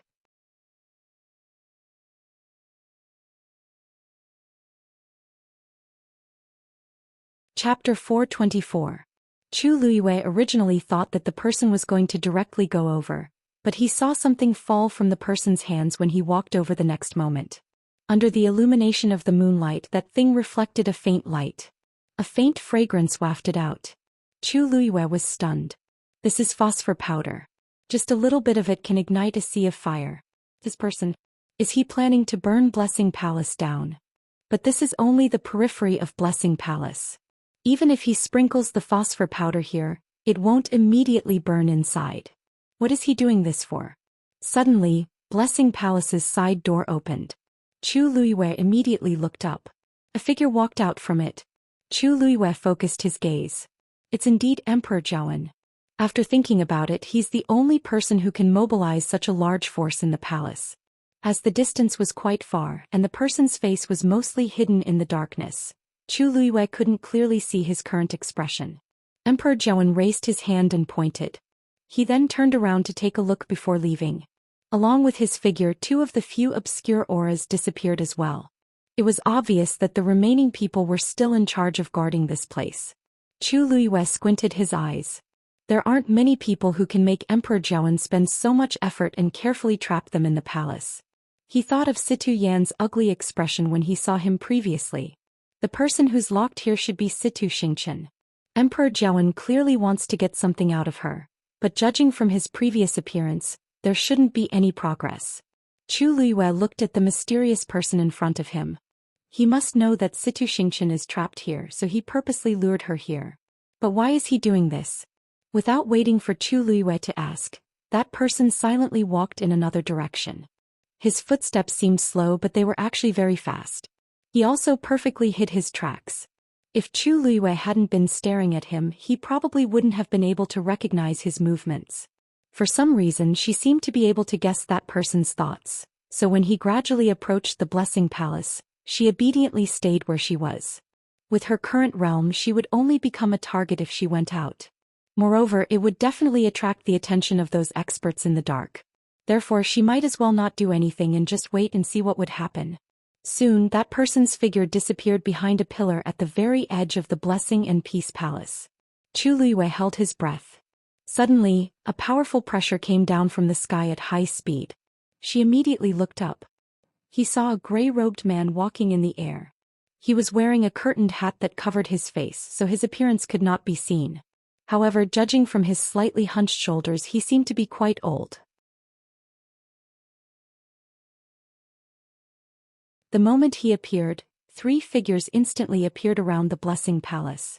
The gray-robed old man was surrounded in the middle. "Who are you? How dare you barge into Yao Chen's palace?" Chu Liyue squinted her eyes. The 3 of them were clearly sent by Emperor Zhou to guard this place. Also, the 3 of them were all Stage 5 warriors. There were only a handful of Stage 5 warriors in the entire country Yao Chen, yet Emperor Zhou actually left 3 of them here. This showed how strict he was with Xianxia. This lineup was enough to stop most people from barging in. However, that gray-robed old man was an entire stage higher than them. The higher the stage, the greater the difference between the 2 parties. Even if the 3 of them worked together, they might not be this old man's match. This old man came here today only to take someone away. "As long as you know what's good for you, I won't make things difficult for you," said the gray-robed old man calmly. His voice was low and hoarse and his tone was calm. However, it had a high and mighty aura, as if it was an order. He's clearly the one who came to snatch Xianxia, yet he said that he wouldn't make things difficult for the other party. How arrogant! Chu Liyue thought quickly. This person clearly came for Xianxia, but as for his identity, it's hard to guess. How dare you? Where do you think this is? Do you think you can come and go as you please? The 3 of them were clearly enraged by the old man's words. They looked at each other and rushed forward together. "I'll teach you a lesson today." Faced with the 3 people's attacks, the gray-robed old man didn't seem to care at all. He laughed softly and didn't hide his disdain at all. "With just the 3 of you?" Seeing that the 3 of them were getting closer and closer to him, he didn't move at all. "Kill!" The 3 forces instantly flew out at the same time. Seeing that he was about to be hit, the old man finally raised his hand. His palm was exceptionally wide, and it was like a fan as it silently landed. A gigantic silver palm print appeared above him. "Mountain River Seal," hollered the old man. The silver palm print instantly pressed down. In the next moment, the 3 origin powers actually collapsed and completely dissipated. The violent force spread in all directions. However, at this moment the old man's palm curled up slightly, and all of the crazy energy turbulence was silently contained. Everything happened silently, but it immediately caused the 3 people's expressions to change. A Stage 6 warrior was actually so powerful. "Go!" The gray-robed old man gently waved his palm. A terrifying force crazily gushed out from his palm. The gigantic palm print gradually dissipated, and finally, the star turned into a silver ring that kept expanding. "Quickly retreat." The 3 of them felt that something was wrong and immediately wanted to escape. But it was too late. The powerful pressure contained within the silver ring almost made them unable to breathe. All of them were frozen on the spot. No matter how hard they struggled, they were unable to take even half a step away. They could only allow the silver ring to crush their bodies. Puff. One of them couldn't take it and spat out a mouthful of blood. The other 2 weren't any better. Their faces were pale and they couldn't say a word. "Overestimating yourself." The gray-robed old man sneered and moved his palms slightly. You don't. Before the person who struggled to open his mouth could finish his words, A strange light flashed across the silver ring and passed through his chest. Following a muffled sound, his body flew out and fell heavily on the ground. Chu Luiyue became even more cautious and controlled her aura. At the same time, many guesses flashed through her mind. To dare to come here with such fanfare, it was enough to show how arrogant this person was. 1 against 3, and he was actually so relaxed. The gray-robed old man obviously didn't put those people in his eyes. After dealing with them, he went straight for the entrance of the Blessing Palace. However, just as he was about to approach, a gigantic Xian formation suddenly appeared above the Blessing Palace and completely enveloped it. The gray-robed old man finally stopped, because this Xian formation was actually quite troublesome. But Chu Luiyue, who was hiding in the dark, suddenly had her eyes lit up. She could use that Xian formation to enter the Blessing Palace. Digression: Kawenka is about to faint. Mobile users, please browse and read. A better reading experience from Love Network.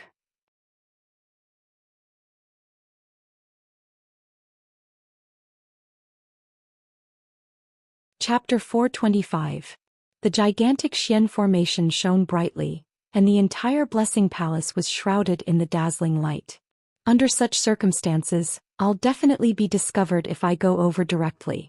But if I merge into the Xian formation, I can conceal myself. Chu Luiyue stared at the Xian formation carefully as her fingers slid in mid-air, outlining the rough outline. She had never seen this Xian formation before, and this Xian formation's level wasn't low. Thus, she couldn't replicate its original appearance in such a short time. However, she could easily take it apart. A sharp whistle suddenly came from mid-air.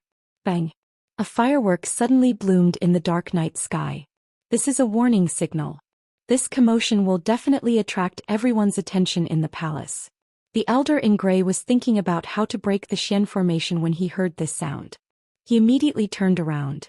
When he realized that the 3 of them had sent out a request for help, he couldn't help but snort. "Ha! It seems like you're really not afraid of blowing this matter up." The man who was previously thrown onto the ground crawled up with difficulty and spat out a mouthful of blood. He was also holding a tube in his hand. He was clearly the one who lit the firework just now. When the other 2 saw this, they looked at each other and saw deep worry in each other's eyes. They rushed to that person's side and anxiously said, "Did you forget about Princess Jinghong? Have you forgotten what His Majesty said before? Zhou Xian is locked up in the Blessing Palace. His Majesty placed a lot of importance on this matter and even invited us to guard her together. Even the Empress, who was under house arrest back then, didn't receive such treatment. This shows how much His Majesty cares about this matter. Before this, His Majesty had repeatedly instructed us not to let outsiders know that Zhou Xian was hiding here. But once this news is released, everyone will know about it.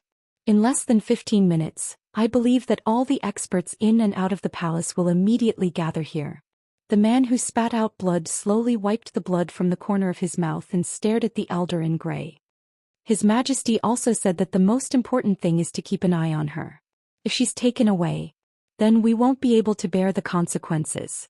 The other 2 looked at each other and hesitated for a moment. In the end, they did not say anything. They once again spread out and surrounded the gray-robed old man. Since it had come to this, they could only do their best. Seeing the 3 of them in such a formation, the gray-robed old man was stunned for a moment before he suddenly laughed out loud. "Looks like you won't shed tears until you see the coffin. Don't blame this old man for being impolite. Stop him." The 3 of them also made up their minds and charged forward together. The 4 of them instantly engaged in a fierce battle. Now is the time. Chu Luiyue retracted his aura and quickly headed for the Blessing and Harmony Palace. At the same time, several incomplete Xian formations appeared around her. Compared to the gigantic Xian formation above, this small Xian formation did not have any sense of existence. However, the patterns in light were able to envelop Chu Luiyue's body. Chu Luiyue kept moving forward, completely hiding his figure in the countless streams of light. The most important thing was that even though the few Xian formations that she copied weren't complete, they were more or less compatible with the Xian formation above. It was precisely because of this subtle compatibility that the Xian formation directly ignored Chu Luiyue's intrusion. Chu Luiyue's path was smooth and unobstructed. She successfully arrived at the side door. Previously, Emperor Zhou had exited from this inconspicuous spot. Thinking of this, Chu Liyue silently sneaked in. Her actions were very fast and she disappeared behind the door in the blink of an eye. She did not even attract the attention of the gray-robed old man and the other 3 people. After entering the palace, Chu Liyue immediately started searching for Situ Xingqian's whereabouts. Under the light of the Xian formation outside, everything in the palace was much clearer. However, Chu Liyue looked around and did not see anyone. The palace was empty and there was even a thin layer of dust on the table. This place had clearly been empty for a period of time. Chu Liyue surveyed her surroundings. Suddenly, her gaze focused and she looked at the bookshelf on the wall.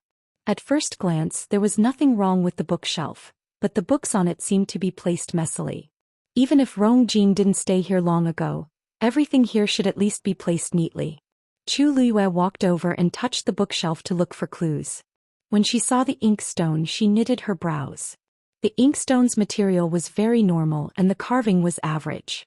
It didn't look like something that would appear in the palace. She reached out and touched it before she tried to turn it. The ground under her feet suddenly moved.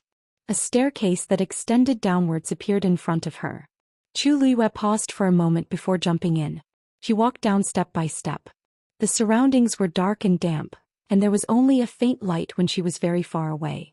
However, other than her there was no one else around. She silently walked forward. After walking for some time, an exit finally appeared in front of her. An extremely sealed space appeared in front of Chu Liyue. When Situ Xingqian heard the footsteps again, she thought that Emperor Zhou had returned. Hence she didn't even look up. She didn't raise her head and said, "I don't know. No matter how much you ask me, I don't know." "What don't you know?" The clear voice of a woman suddenly sounded. Situ Xingqian's heart skipped a beat and she finally looked over. Even though that face was blurry, that figure and that voice couldn't be mistaken. Chu Liyue. She actually came here. Situ Xingqian's mind was in a mess as she clenched her fists tightly, and deep hatred flashed across her eyes. "Chu Liyue. What are you doing here?" Chu Liyue walked over, and her eyes were like water as they lightly swept across Situ Xingqian. Her gaze was very calm, but Situ Xingqian felt as if she had been stripped naked. It was extremely embarrassing. "You killed the Empress, right?" asked Chu Liyue suddenly. Situ Xingqian clenched her teeth. "What nonsense are you spouting?" "You also let Rongjin out of Crown Prince Mansion, right?" asked Chu Liyue again. "No, I didn't." "Why? Did Emperor Zhou send you to interrogate me?" Situ Xingqian's voice was filled with intense anger. If looks could kill, Situ Xingqian's venomous gaze would have cut Chu Liyue into pieces. Chu Liyue's expression didn't change as if he didn't care about her answer. "What did you get from the Empress? Hand it over." As Chu Liyue spoke, he stretched out his hand. Situ Xingqian suddenly widened her eyes. "How does Chu Liyue know about this?" Chu Liyue's eyes sparkled. "If you're more honest, I can tell you who the real Heaven's chosen son is." Digression. I'm so sleepy that I can't open my eyes. I can't take it anymore as I sit in front of the computer. Tomorrow at 6 p.m. mobile users, please browse and read. A better reading experience comes from Love Network.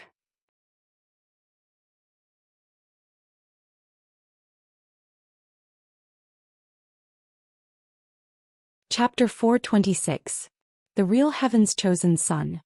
Hearing this, Situ Xingqian's heart skipped a beat. "How did you know? Shouldn't only the Empress and Rongjin know about this? Could it be that Rongjin told Chu Liyue about it before? No, why would Rongjin tell others about such an important thing so easily? Even if he likes Chu Liyue a little, he wouldn't go to this extent. Besides, Chu Liyue clearly knows that Rongjin isn't the real Heaven's chosen son. Other than the few of us who were in the Imperial Mausoleum that day, who else would know about this?" Situ Xingqian looked at Chu Liyue warily. Suddenly, an idea popped up in her mind and she couldn't help but blurt out. She suddenly blurted out, "You were also in the Imperial Mausoleum that day?" As she was shocked, her hoarse voice became sharp.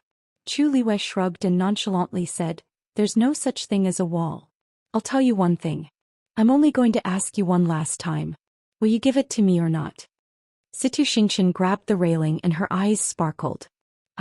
Since you already know about this, I don't have to hide it anymore. I got the key to Golden Inheritance Peak's barrier from the Empress.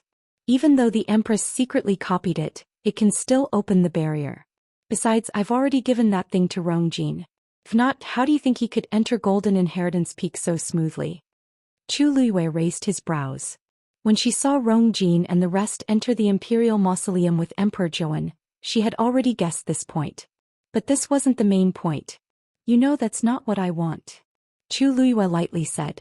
Situ Xianxia forcefully pretended to be calm and said without changing her expression, the Empress only gave me this. Oh. Chu Luiwei smiled in a seemingly smiling manner. If it's really that simple, why would Emperor Zhou use such a huge force to lock Situ Xianxia up? He even specially came here to secretly interrogate her on a dark and windy night. Initially she didn't think of this, but after seeing Emperor Zhou and the terrifying defense around her, she guessed that Situ Xianxia had something that Emperor Zhou wanted. Judging from Emperor Zhou's attitude toward Heptagon Alley, he should know the real secret behind it. Hence he didn't want to get anything out of Situ Xianxia but wanted to get something. She was just casually bluffing, but judging from the other party's reaction she was basically certain. Situ Xianxia felt guilty under Chu Luiwei's stare. How could this be? From the beginning to the end she was extremely secretive and was not discovered by anyone. If I wasn't caught by Emperor Zhou in the Imperial Mausoleum, I wouldn't be trapped here. She turned around as if she didn't want to continue the conversation with Chu Luiwei. It seems that there's nothing more to say between us. The moment she turned around she quickly looked at the jade bracelet on her wrist.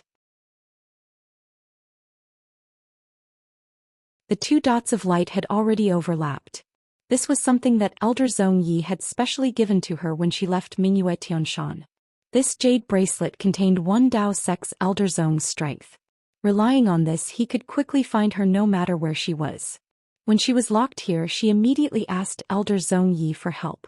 Now that the two dots of light overlapped, it meant that Elder Zhong Yi was nearby. However, he didn't come even after a long time. Instead Chu Luiwei came. Hong, hong, hong. A series of explosions suddenly came from outside. Even the entire space started to shake. Situ Xianxia suddenly looked up. Elder Zhong Yi is fighting with someone outside. She was elated. Elder Zhong Yi is very strong, so it shouldn't be a problem for him to deal with these people from country Yaochen.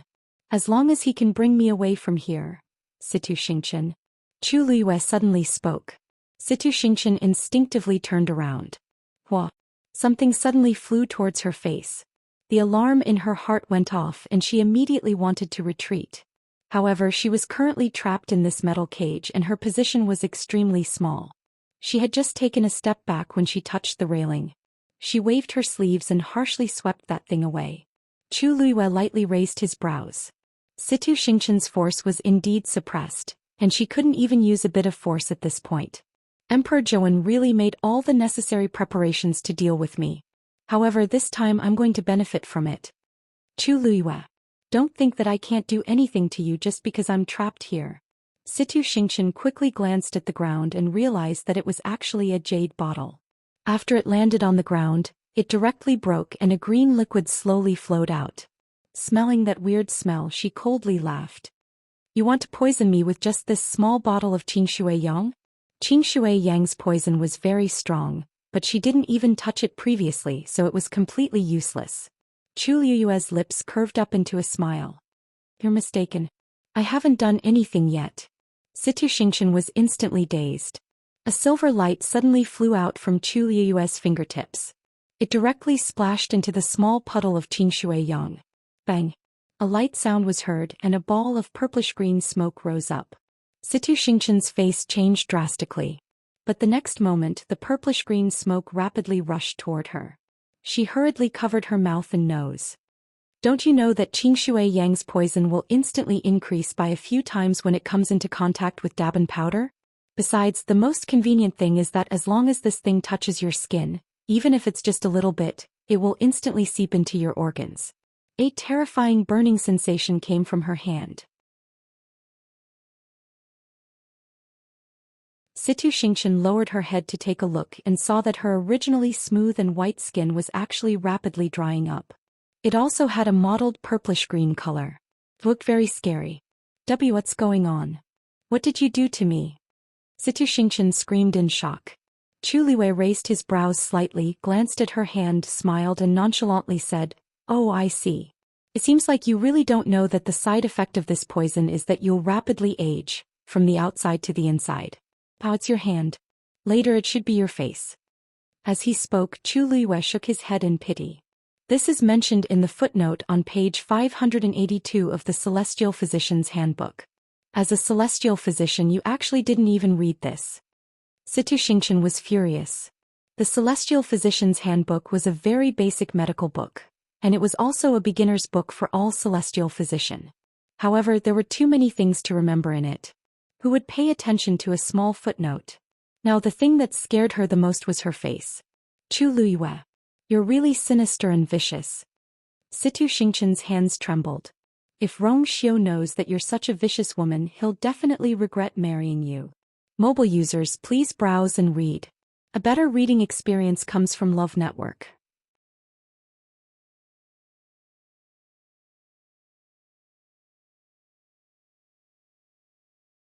Chapter 427. Chu Liwei chuckled lightly. You're finally admitting it? From the start, Situ Xianxia had been hostile toward her. No matter if it was during the Qing Jiao competition or when Situ Xianxia framed her for imprisoning Rong Zhen, Situ Xianxia could tell that Situ Xianxia didn't just dislike Situ Xianxia, but she was also jealous and resentful of her. Situ Xianxia's chest seemed to be blocked by something, and she felt so stifled that she was about to explode. She finally couldn't hold it in and harshly scolded her. So what if he is? I've liked him for so many years, but he doesn't even remember who I am. What about you? You're just an abandoned good-for-nothing from a declining family. How can you compare to me? In terms of looks, I'm not inferior to Chu Liwei. In terms of background, I'm many times better than Chu Liwei. In terms of my relationship with Rong Xiu, I've been with him at Mingyue Tianshan for so many years. How can Chu Liwei compare to him? He's always been high and mighty and keeps all women at a respectful distance. But he actually knelt down in front of so many people for you. All for the sake of a marriage agreement with you. I'm clearly the one who understands him the most. Only I'm worthy of him in this world. Situ Xianxia's heart ached every time she thought of this. She didn't understand what was so good about Chu Liwei that Rong Xiu was willing to treat her like this. It's as if he gave all his gentleness and love to only one person. Previously, when Rong Xiu sent people to burn the clothes with the cloud embroidery, she still had a sliver of hope in her heart. But later on, everything happened one after another and they all slapped her in the face. Every time, it made her understand that Rong Xiu cared about this person more than she imagined. Situ Xianxia's hatred for Chu Liwei also deepened. Chu Liwei looked at her face, which was contorted from anger and hatred, and lightly smiled. How do you know that he doesn't know?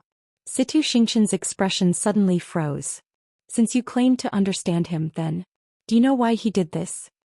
Chu Liwei said slowly. Every word was like a sharp knife that harshly stabbed Situ Xianxia's heart. The blood drained from her face in an instant, leaving behind a face full of fear and unwillingness. That's right. How could someone like Rong Xiu not know what kind of person Chu Liwei was? But he still chose her. There was only one explanation. He was deeply in love with Chu Liwei. She was the only one he wanted. From a very long time ago, she knew that people like Rong Xiu would only fall in love with one person if they didn't fall in love. Once they did, they would only love one person for the rest of their lives and they would give everything they had. What exactly did you do? Situ Xianxia clenched her teeth, and her knuckles turned green from gripping the railing too tightly. At this moment, she inadvertently looked down and saw that her wrist had also turned purple. She was taken aback. If I really turn into an old lady with bruises all over my body, then in the future, there will be no future. Once she thought of that scene, she felt goosebumps all over her body. I definitely won't allow myself to become like that. As long as you bring me out, I guarantee that I'll hand the item over to you, said Situ Xianxia hatefully. But you have to guarantee that you'll also cure the poison in my body. If not, even if I go to hell, I'll definitely turn into a malicious spirit and come back to take revenge on you. Chu Liu's lips curved up slightly and he thought to himself, interesting. Seriously speaking, I'm the one who went to hell and came back to take revenge. However, I didn't turn into a malicious spirit but became Chu Liwei. Who's afraid of who? It seems like the person outside is here to save you. Chu Liwei suddenly said, "You want to go out with me and take the chance to escape?" Situ Xingqian's heart skipped a beat. "I don't know what you're talking about." Chu Liwei didn't need her answer either. "I'm only here to take that item, not to save you. If you don't want to hand it over, then so be it. I've been here long enough. It's time for me to leave." Then Chu Liwei actually turned around and left. Situ Xingqian finally panicked. "Stop right there. Detoxify the poison first. I can even feel that the poison has already spread to my arm." It wouldn't be long before her face would be completely ruined. Chu Liwei waved her hand. Seeing that her figure was about to disappear in front of her, Situ Xingqian finally clenched her teeth and said, "I'll give it to you." Chu Liwei stood still, then turned around and smiled at her. "Wouldn't it have been better if you did this earlier?" Situ Xingqian's face was filled with vigilance. "Cure the poison first." Chu Liwei gently flicked her finger. A palm-sized wooden cover fell. The purplish-green smoke seemed to be attracted by a certain force as it changed its direction and surged toward the wooden cover. When the last wisp of smoke disappeared into the wooden cover, Situ Xingqian finally heaved a sigh of relief. "Take the item out," said Chu Liwei. Situ Xingqian widened her eyes and raised her hands. "The poison in my body hasn't been cured yet. When you give it to me, I'll naturally cure it for you." Chu Liwei chuckled. Situ Xingqian choked and cursed in her heart. This Chu Liwei is really cunning. He won't take any losses. She hesitated for a while, but she knew that Chu Liwei could do anything. Hence, she didn't dare to be too presumptuous and could only touch her jade bracelet. Then a wooden box appeared in front of her. Chu Liue's gaze lightly swept across the jade bracelet. It turns out that it's a cosmic bracelet. This item's value is much higher than a cosmic bag's. This is because it's easy to recognize a cosmic bag, but a cosmic bracelet looks no different from a normal bracelet. This should be one of the reasons why Situ Xingqian could keep this item intact and not let Emperor Zhou take it away. This is the box that the Empress left behind when she was alive. Situ Xingqian took a deep breath in and finally pushed the wooden box forward. "As long as you can open this metal cage, the item in this wooden box will be yours." Then she took another step back as if she really wanted to hand the item over. However, she sneered in her heart. "This metal cage has an extremely strong restriction. If Chu Liwei wants to take this item, he must solve this problem. If I can't solve it, this item will still be mine. If I can solve it, this metal cage will definitely be opened.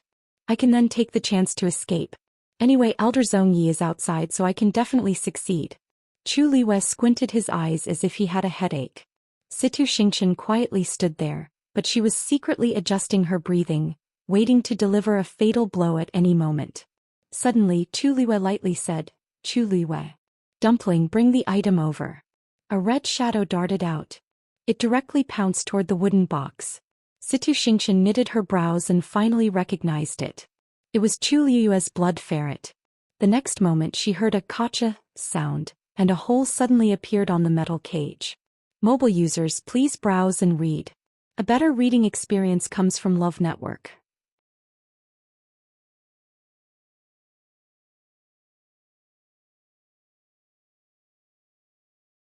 Chapter 428. Situ Xingqian immediately dashed toward the opening. At the same time, she stretched out her hand to snatch the wooden box back. At this moment, Dumpling's figure darted out and directly bumped into the wooden box. The wooden box instantly moved to the side. Situ Xingqian's hand narrowly missed it. Indignance flashed across her eyes, but she didn't hesitate in her actions as she continued forward, planning to leave through the opening. "The item in the wooden box is very important, but it can't be compared to my life. As long as I can escape from here, everything will be fine. After I leave, I still have a chance to snatch the wooden box back." However, just as she poked her head out of the hole, a cold wind suddenly attacked her. Bang! Chu Liwei harshly kicked Situ Xingqian's face. Situ Xingqian's figure instantly flew backward and heavily bumped into the metal cage behind her. Taking advantage of this opportunity, Dumpling directly threw the wooden box out. Chu Liwei easily caught it and opened it. Inside the wooden box was a roll of goat skin. An indescribably powerful aura spread out from the top of the mountain. Chu Liwei was certain in his heart. This is it. Situ Xianxia closed the wooden box again and placed it in her cosmic bag. Her series of actions could be said to be smooth. Situ Xianxia finally recovered her senses at this point. Her mind was buzzing and her face was in excruciating pain. There was a strong smell of blood in her mouth. She opened her mouth and spat out a mouthful of blood, but she realized that there was actually half a tooth in it. Chu Luiwei used all his strength in that kick, so she didn't even have time to avoid it and bumped right into it. Just like that, half of her front tooth was forcefully broken. Situ Xianxia's hands trembled as she touched her face. Her face was filled with sticky and sweet-smelling blood stains. It also quickly became red and swollen. She didn't need to look in the mirror to know how disheveled and ugly she looked. Situ Xianxia's lungs were about to explode from anger. Not only did Chu Luiwei snatch the wooden box, but he even disfigured me. This completely broke the last string in her heart. I'll kill you. Situ Xianxia rushed toward Chu Luiwei hysterically. A silver light flashed and a dagger appeared in Chu Luiwei's hand. Then she gently raised her wrist. A thin blade flew out from the dagger. It went straight for Situ Xianxia's face. Sensing the piercing murderous intent, Situ Xianxia's heart sank and she immediately dodged. However, with her origin power sealed and the inhumane torture she had endured these past few days, she was completely exhausted.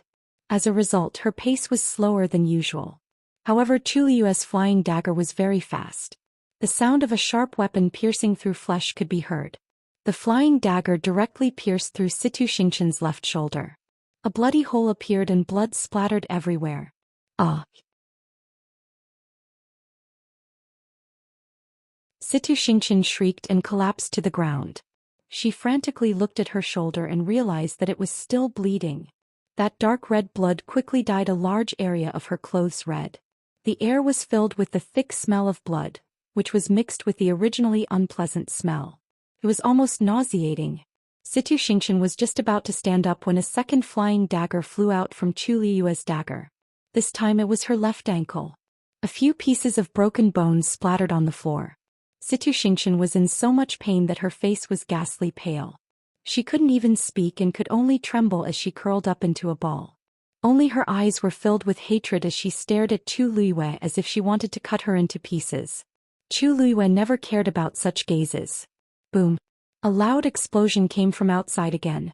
It's time to leave. Chu Luiwei turned around and ran outside. Situ Xianxia struggled to get up, but she still collapsed in the end. She could only watch as Chu Luiwei's figure disappeared into the darkness. Her chest shook and she vomited blood again. Chu Luiwei. If there's a chance in the future, I'll definitely make her pay back everything that I've suffered today. Situ Xianxia took a deep breath in and bit her index finger. A drop of blood quickly flowed out. She then rubbed the drop of blood on the jade bracelet on her wrist. A faint light flashed and the drop of blood was rapidly absorbed into the jade bracelet, disappearing without a trace.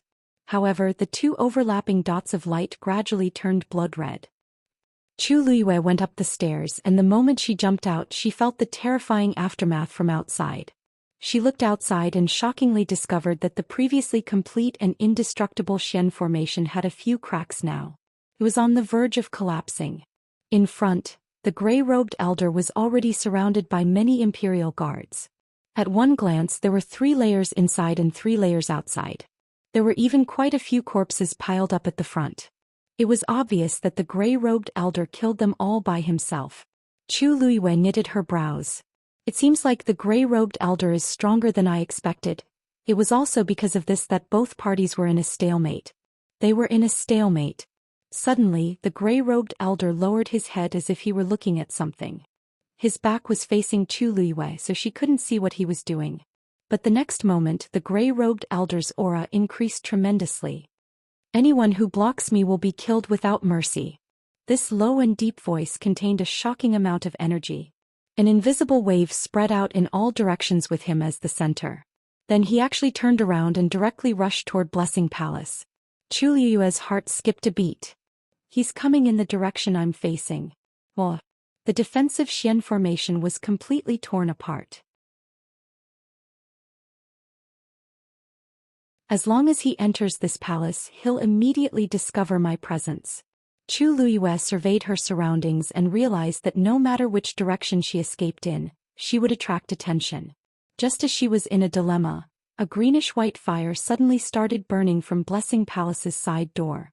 This was the scene that Emperor Zhou saw when he rushed over. The gigantic Silver Xian formation had already been torn apart, and a gray-robed elder had already rushed to Blessing Palace's door. The greenish-white fire rose up and instantly surrounded the entire Blessing Palace. His temples suddenly throbbed and all the blood in his body seemed to have solidified. Stop him! Stop him! Zhou Xian is still inside. This person clearly wants to use the fire as a smokescreen to bring Zhou Xian out. This definitely won't do. Actually, Emperor Zhou didn't know that the gray-robed elder was also trapped in the fire. The fire started very suddenly and it was very fierce. Even though he was a stage 6 warrior, it was a little troublesome to deal with it. At the same time, Tu Liwei, who was in the palace, saw the jumping fire and quickly rushed out of the window at the side without hesitation. When she jumped into the fire, her body was instantly wrapped in a layer of red fire. A figure suddenly appeared in front of her. It blocked her path. It's that mysterious person. Mobile users, please browse and read. A better reading experience comes from Love Network.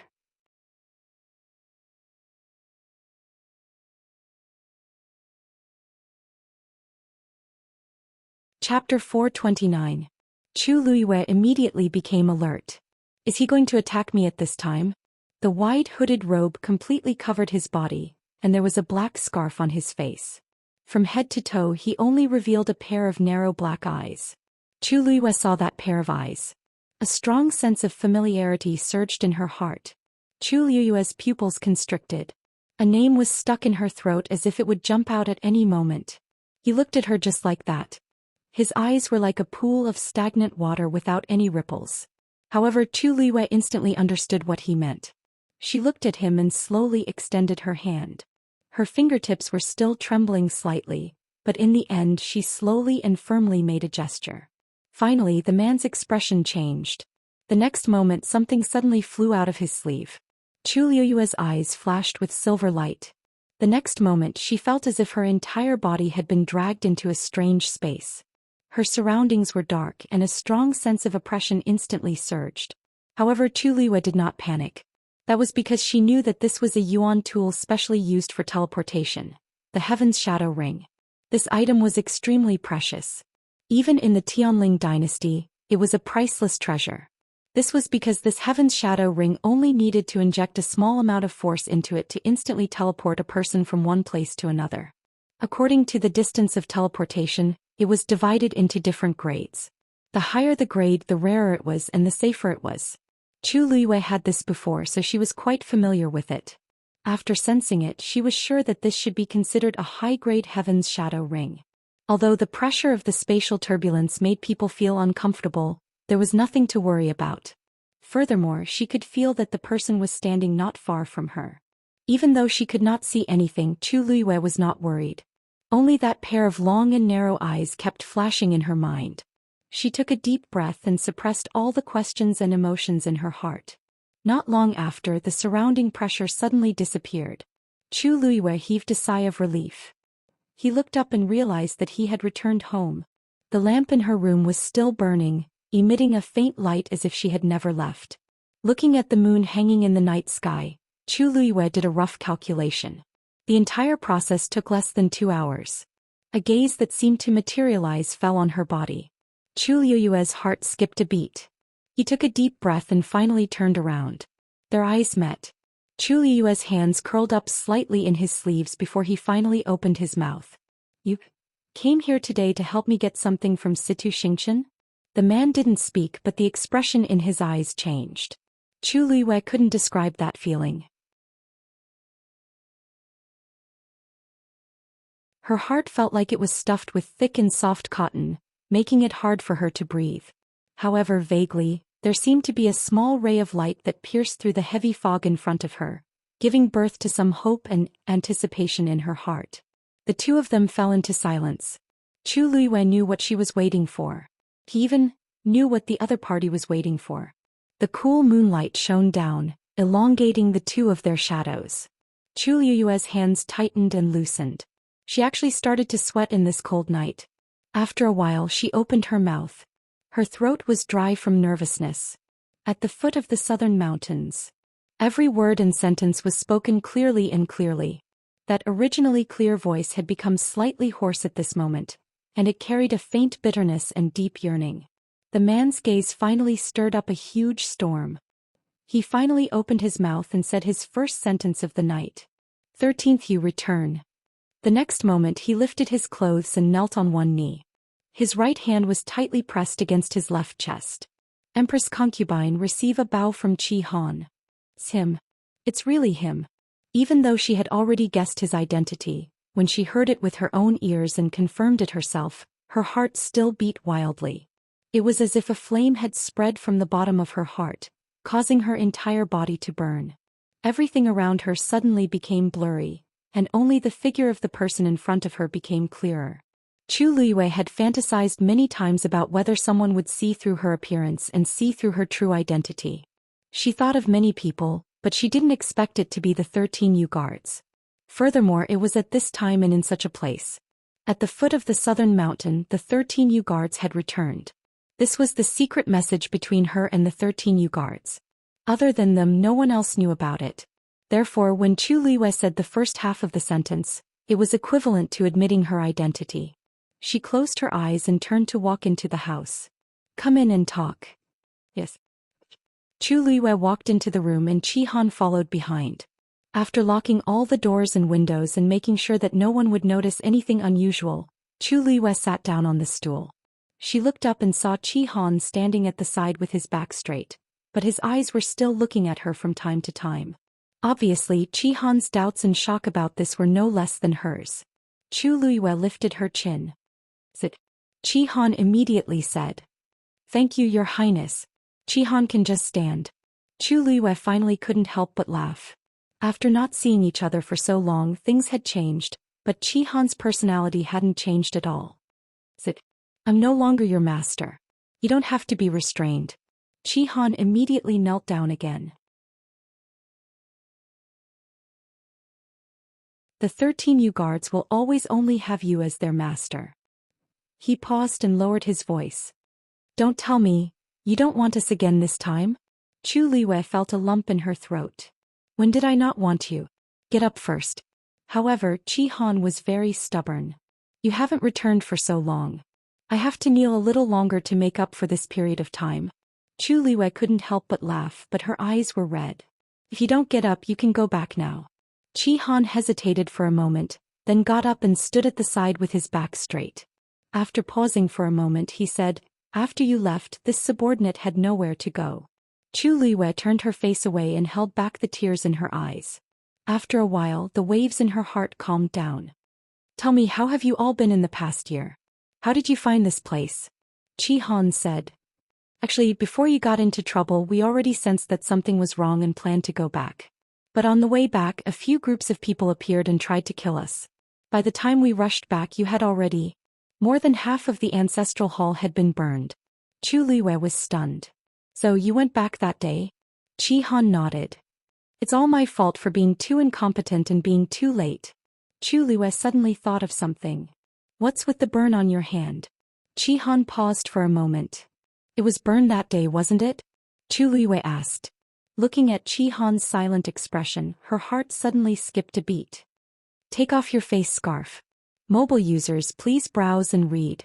A better reading experience comes from Love Network.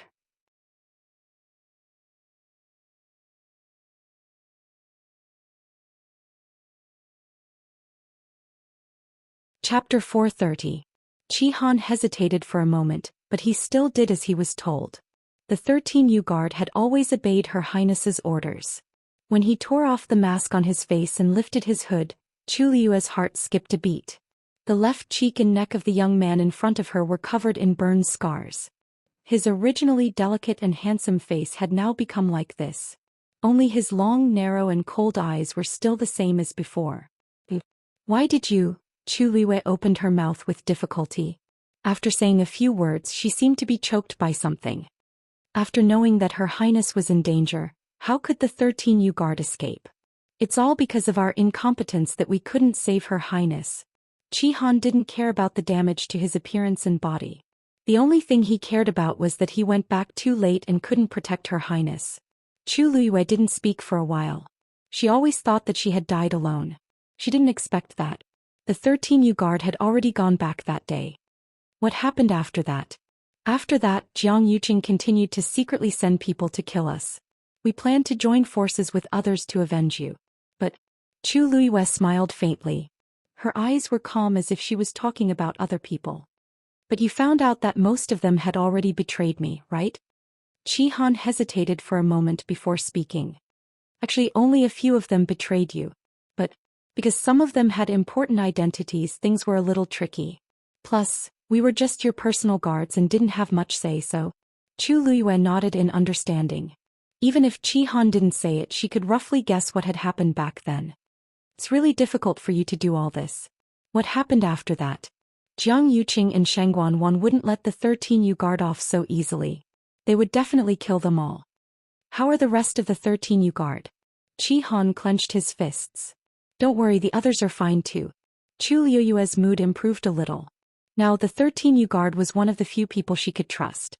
That's good, that's good. However, Qi Han, why did you leave Heaven's Canopy alone? How did you find me? This was what Chu Luiyue was most curious about.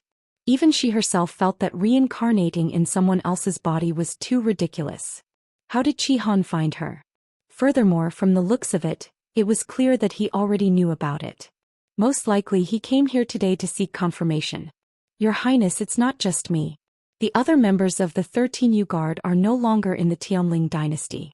A month after the fire in the Imperial Ancestral Hall, Jiang Yuqing framed us for treason and said that it was because he heard about what we did that you went crazy during your cultivation. After that, he issued an arrest warrant for us. After discussing with the 13U guards, they left Heaven's Canopy together. Chu Luiyue's expression turned even colder. Jiang Yuqing has gone too far. Not only did he force her into a dead end, but he also framed the 13U guards. After she died, with Shengguan Wan's help, he could almost do whatever he wanted in the Tianling dynasty. Under such circumstances, the 13U guards' choice to leave was the best choice. Actually, you don't have to leave Heaven's Canopy even if you leave the Tianling dynasty. Each of you is very powerful. It's a waste of your talents to go outside. Chu Luiyue felt that it was a pity. Qi Han shook his head. Your Highness, you don't know. The reason why we left Heaven's Canopy was because we received a letter. Chu Luiyue paused. What letter? Letter about you. At this point, Qi Han suddenly looked up and fixed his gaze on Chu Luiyue. The letter said that if we wanted to avenge you, we had to leave Heaven's Canopy first. Chu Luiyue was shocked. Who wrote that letter? Anonymous. Even now we don't know who wrote it. But, under the circumstances, we didn't have any other choice, so we just did it. What? Chu Luiyue was shocked. It's just a letter and you actually believed it and did it? The 13U guards were carefully nurtured by her. Each of them was powerful and cautious. Why would they make such a choice because of a letter? Wasn't this too careless? Qi Han's expression became a little strange. Because the handwriting in the letter is exactly the same as yours. Most importantly, there's a token of yours in it. Chu Luiyue almost thought that she had misheard and immediately frowned. Many people had seen her handwriting before. It was not impossible for someone to imitate it. The 13U guards would not believe the words in the letter just because of the similar handwriting. In that case, the token in the letter became extremely important and had a decisive effect. What token? A feather of the 9-colored heavenly pheasant. Chu Luiyue suddenly stood up. The 9-colored heavenly pheasant was her fiend back then. Back then, she chose to perish together with the 9-colored heavenly pheasant and purposely let it out to save its life. But from everything that happened afterward, the 9-colored heavenly pheasant had clearly died that day. And the 9-colored heavenly pheasant's feather was extremely precious. It was the symbol of its status. Ordinary people couldn't even touch it, let alone pluck it off. Before she died, the 9-colored heavenly pheasant's feather was clearly still 9 neat and tidy. Since it was dead, how could anyone get its feather? Where did the feather in the letter come from? Digression. Mobile users, please browse and read. A better reading experience comes from AI Network.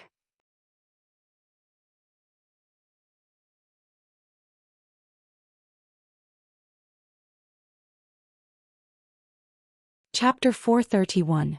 In the entire Tianling dynasty, she was the only one who had a 9-colored heavenly pheasant. The 13 Yu guards had followed her for many years, so they definitely wouldn't be mistaken. It was because of that feather that we believed the words in the letter. And from then on we always thought that you were actually still alive. Chu Luiyue didn't know whether to laugh or cry. If she was dead, she was indeed still here. If she was alive, she had actually just woken up a few months ago. So, after leaving Heaven's Canopy, we split up and secretly searched for your whereabouts. This time it was also because this subordinate had inquired about some information that caused me to have some doubts about your identity. Chu Luiyue nodded in understanding. So, when you came just now, you deliberately made that gesture? Yes. You're so sure that it's me. Looking at Qi Han's confident look, Chu Luiyue couldn't help but laugh. Qi Han said honestly, I heard that Mu Qinghe was here, so I followed her on purpose. Chu Luiyue's smile froze. At first I just wanted to know why she stayed here for so long. Later I realized that something seemed to be wrong, so I started to secretly investigate you. Qi Han made it sound simple, but he had actually made ample preparations before coming here. Before he came, he already had a lot of confidence in his heart. Whether it was the astonishing talent of cultivating all 3 skills or the extremely similar expression in her eyes, he couldn't help but think more. But most importantly, especially when I saw that you brought a gift for Hong Yao that day and Hong Yao's attitude toward you was so familiar, I was certain of my guess. Chu Luiyue was stunned. You know all this? Qi Han nodded honestly. Chu Luiyue, she actually didn't notice at all. Although her current strength couldn't be compared to before, her sensitivity and reaction had always been good. In the end, Qi Han had secretly investigated her for so long, but she actually didn't notice at all. After a long silence, Chu Luiyue finally said faintly, It's been a while since we last met. I haven't seen you for more than a year, but your hiding skills have improved. A suspicious shade of red flashed across Qi Han's unburned face. Your Highness is too kind. 7 Coldness still had a lot of shortcomings. Chu Luiyue, this brat really thought that it was praising him. However, looking at his scarred face, Chu Luiyue felt distressed. If everything was still fine, is there a way to remove your scar? Qi Han was stunned. He didn't expect her to suddenly change the topic. He touched his face and said, Actually, this is quite good. Many people can't recognize my identity, so it's much more convenient to do things. Chu Luiyue suddenly thought of something. Wait. Could it be, because that flame was mine? At that time she was inconsolable, so she simply chose to self-destruct. She wanted to perish together with Jiang Yuqing and Shangguanwan, so she released all the power in her body and burned it. How terrifying is the power of the fire produced by the Tianjing Yuan Meridian. If not, it wouldn't have been able to give the 2 of them such a harsh blow. I just didn't expect it to implicate Qi Han. Normal herbs can't heal this kind of scar because the Tianjing Yuan Meridian's power must have been left inside. If I can heal my Tianjing Yuan Meridian, I might be able to easily solve this problem. Chu Luiyue rubbed her glabella. Okay, since you're done talking about this, tell me who told you about Situ Xingqian and asked you to come, right? 7 Stars' body froze. At the same time in the palace. Blessing Palace was completely surrounded by greenish-white flames. The flames shot up to the sky and almost lit up half of the night sky. The Imperial Guards and a few strong warriors outside were all trying to barge in. However, the fire produced by the phosphor powder was very strong, so normal water was useless. Seeing that the fire was getting bigger and bigger, the crowd became increasingly anxious. Emperor Zhou stood at the side, and no matter how the crowd persuaded him, he refused to leave. The bright and scorching fire shone on his face, making his face look even darker. Your Majesty, don't worry. We've set up a Xian formation around Blessing Palace again, and it's heavily guarded. Anyone who comes out from there won't be able to escape successfully. Chu Ning, who rushed over later, tried to persuade him. Emperor Zhou placed his hands behind his back and didn't say anything as he stared at Blessing Palace closely. No one knew what he was worried about. Upon seeing this, Chu Ning didn't say anything else as he turned around and rushed to the front, leading the Imperial Guards to strengthen the defense. At this moment, Elder Zhong Yi finally crossed the flames and rushed into the main hall. The moment he entered, he saw someone coming out from the ground not far away. It was Situ Xingqian. Elder Zhong Yi was elated and immediately rushed over. Xingqian. When Situ Xingqian heard this familiar voice, she immediately looked up. Elder Zhong Yi. Elder Zhong Yi then saw the bloodstains on her face and body, and his expression changed drastically. What happened to you? When he walked closer, he then realized that not only was Situ Xingqian's force sealed, but her shoulders and ankles were also injured. At this moment she couldn't even walk normally. Situ Xingqian's eyes were bloodshot and filled with deep hatred. It's Chu Luiyue. She was the one who stole my things and injured me to this extent. Elder Zhong Yi, you must avenge me. Elder Zhong Ye's heart ached terribly. Don't worry. When we get out of here I won't let her off. Situ Xingqian was suddenly stunned and suddenly grabbed his shoulders. No. She just came out from below. You should have seen her. Mobile users, please browse and read. A better reading experience comes from Love Network. You're tuning in to the Zhou Xian's Legacy YouTube channel. Don't forget to subscribe and join us on this journey to catch the most captivating stories.